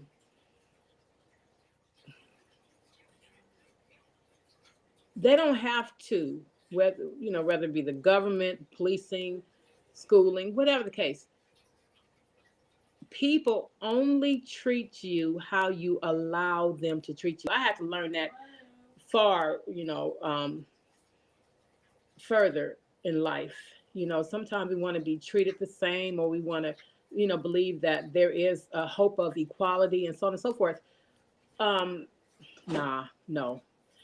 We are destroying ourselves by a lack of coming together, even for something simple like this. And now brother Major had mentioned something. I'm trying to remember, you guys. I'm sorry. It was something Brother Major just said. I was kind of moving back and forth. My apologies. But it's more than just the criminal system. It's the whole system that was designed to, it appears, to keep us in a stagnant, low-level position. Right. And, that's what Brother Major was saying. Thank you, Sister Cody, for refreshing my memory. He had mentioned this last time, how the system, they're trying to destroy us and so on and so forth. And you know what? I agree with that. But most importantly, they don't want us here. They don't want us here. I mean, come on. At this point, we have to come to the realization that forget about, they're doing this and they're doing that to us. No reparations, but you got all these damn illegal aliens, illegal migrants, and so on and so forth. They're getting, I'm talking about money. Have y'all been doing the research on this? Yes. They're getting paid. Non-citizens, they're getting all of the money. They're getting little food stamps. They're getting scooters and cars and houses and so on and so forth. Last time I checked, they don't even have to have credit here, and they're able to get loans. Okay, so what I'm saying is this. It's not so much they're trying to lock us up. They're trying to delete us. They don't want us here. Bottom line. Well, I mean, President Biden told us that the immigrants were going to outnumber us by the year 2025 or 2030. He said that, before he was elected, and that was during the same time when he said that, you ain't black if you don't vote for me. Yeah. So, all in that same conversation. So he already told us what the agenda was. The agenda was like, I don't care, black people, if you don't vote for me, because I'm bringing in the immigrants. I'm opening the borders. We're going to give them housing. We're going to give them everything, so they feel real comfortable about me as president. So when we pass these bills saying that immigrants can vote in the election, then I have a show in, because I'm the one that gave them all these things. Okay, and on that. And so now they now are the new niggers. Thank you, sis. And so they have no more use for us. Yeah. They kept us here long enough to be their worker bees. Yeah. Now they got some new worker bees. They do. And so now we can be dismissed. Right. And new police officers, they're getting the whole package, sis. Not only do they have a new worker bees, they're going to have new policing with these people. They're going to have, and like I said, and already these migrants going around talking about, you guys are lazy. You don't do nothing. You blah, blah, blah. So with that same damn mentality, with that same mentality as other people look down on us at, it's going down, y'all. You know what? We are at a civil unrest right now before our eyes. And so many people are still kicking it. So many people, when I say so many people, I'm talking about our people. Let's just get this money up so we can bring our brother home so he can protect his kids for the unexpected thing that we'll be dealing with. Let's get Ozone home. Let's bring him home so he can be there for his children, his mother, his family. Because right now, you guys, we are really literally at a civil unrest. It's so much going on. And I always keep my head on the swivel. Always. So, sis, thank you. I hope I didn't cut you off. If I did, I apologize profusely. But no, yes. you're fine. You're fine. So yeah, thank you for those words, sister. And you, everything that you said is correct. I cannot deny none of what you said, and I appreciate everything that you do for who you choose to support. Yes. Same here, sis. It's amazing how we forget that we all have choices to make. And our choices will determine whether or not we will be able to unite. But as long as there's always a fashion or a portion of us who are always looking for a way to point out what's different amongst us, or point out where we disagree rather than pointing out what we agree upon, we're going to always be divided and there won't be any unity. So this is what I'm saying. We can all agree that Othal Wallace's actions that night was not premeditated. That's something that we can all agree on. Yes. Can we just support Othal Wallace just based on that point alone? Yes, yes. And sis, let me say something real quick, please, to Linus Den. You know, I stopped dealing with you like a year ago. She's up here, just I've already dealt with that, sister. So okay, thank you. Because see, this is what we don't need. Stuff like this. This is very divisive. Just her little comments or whatever. But anyway, sis, thank you. Right. So thank you. That was, we're not talking about that right now. We're talking about Othal Wallace, and like I said, that's why I said we can all agree that Othal Wallace's actions that night was not premeditated, and on the strength of that, we should be looking to see him come home to his family, so that won't be another statistic as far as another Black family being destroyed because he's not there in his children's lives. Exactly, Brother Major. What you got to say, my brother? And we need to not just be about Othal. There's a lot of our melanated sisters and brothers are victims like him and didn't come out on the right and it didn't come out on the best end of the stick. And it happens to us every day. So let him be a caterpillar to us transforming and to addressing this in our community all around us. For we're being violated, and I drive semi-trucks. I stay seeing melanated people and people get pulled over with 4-5 cars around them. Somebody look handsome. Yeah, you ready for the chicken taste? You ready to go and get chicken pooties? Oh, sorry, y'all. Sorry. He is handsome, whoever he is. I agree, sister, and I haven't even seen him, but he has. But, we need to transform our community, man, and not just propel him to come out of prison or bust him out of prison, how we want to use the terminology. But we need to also address it universally because it's affecting all of us, not just Othal Wallace. It's affecting all of us. So hopefully we can be inspired to help this brother and also encourage us to help other brothers and sisters that's going through the same thing or worse. I totally agree, brother. We have to keep up the work of supporting those that need our help, especially when we know that they stood up for righteousness. They weren't out here. He wasn't out here like, just walling out. That was not this brother. This brother went to work. He took care of his kids, and he got caught up in an unfortunate situation that could happen to any one of us, at any point in time. And so I applaud the young man for his courageousness in the fighting, standing up for himself, you know what I'm saying? His body, standing up for his body and protecting himself. And now he's asking for y'all's help. Donate to Othal.org if you can, if you will. Help to save a Black family. Do not allow the system the criminal justice system to destroy this Black family by having this man spend 30 years of his life behind bars. If you all can donate today, tomorrow, please do so. Join us back again on March 30th, where we're celebrating Othal Wallace's birthday. March 30th, I believe that's going to be featured on Y2 Kenyon's channel, and perhaps we will simulcast. We haven't really decided yet. However, we are in support of PLAP's efforts. Go to Othal.org to donate to Othal Wallace's Legal Defense Fund. And as always, look out for each other in yourselves and donate. Share the video. Dee Dee, anything else? You're muted, baby.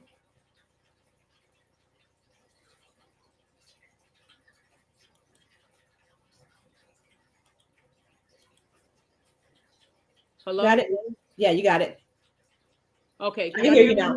Yeah, I can hear you now. Perfect. Yeah, my apologies. Yeah, I'm gonna have to get going because my thing is on 5%. So Brother Major. Brother Major, can you hear me? Yes, ma'am. Oh, because I know last time you matched us. Are you able to match again? Yeah, what y'all, what it is? I put 102. $102? Yeah. I don't think I'm mad at 102. I can throw something at it though. I was trying to do it the whole time.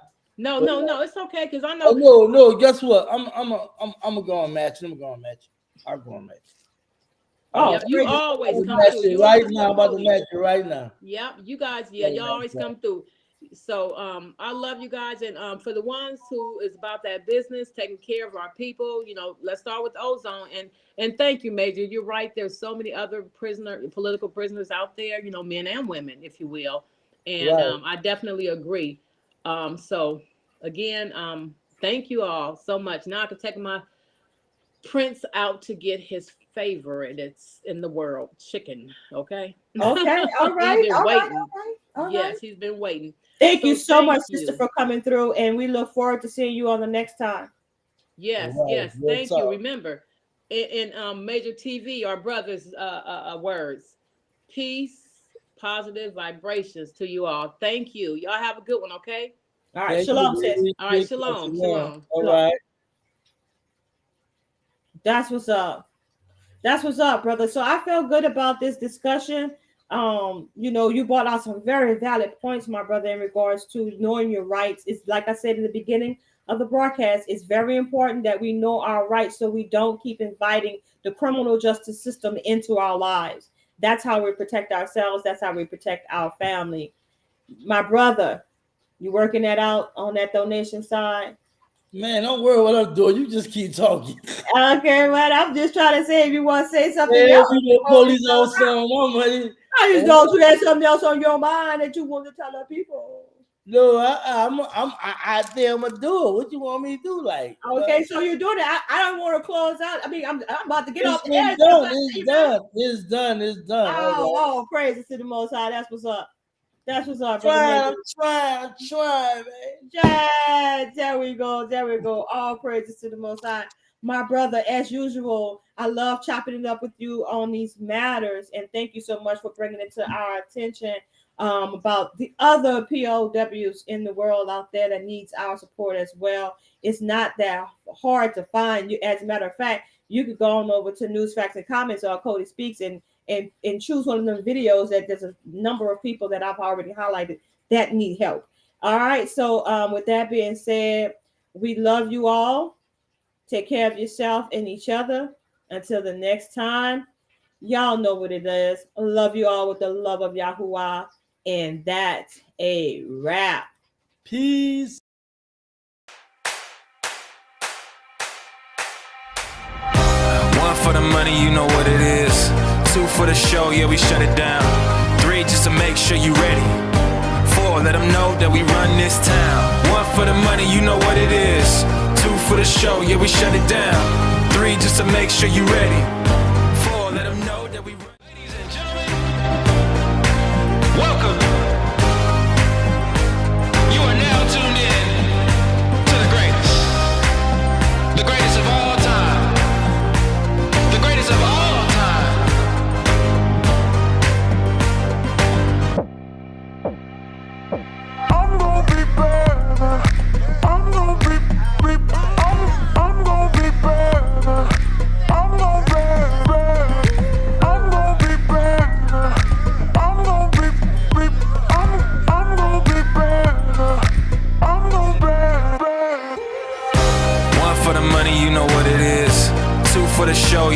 down. 3, just to make sure you ready. 4, let them know that we run this town. 1 for the money, you know what it is. 2 for the show, yeah, we shut it down. 3, just to make sure you ready.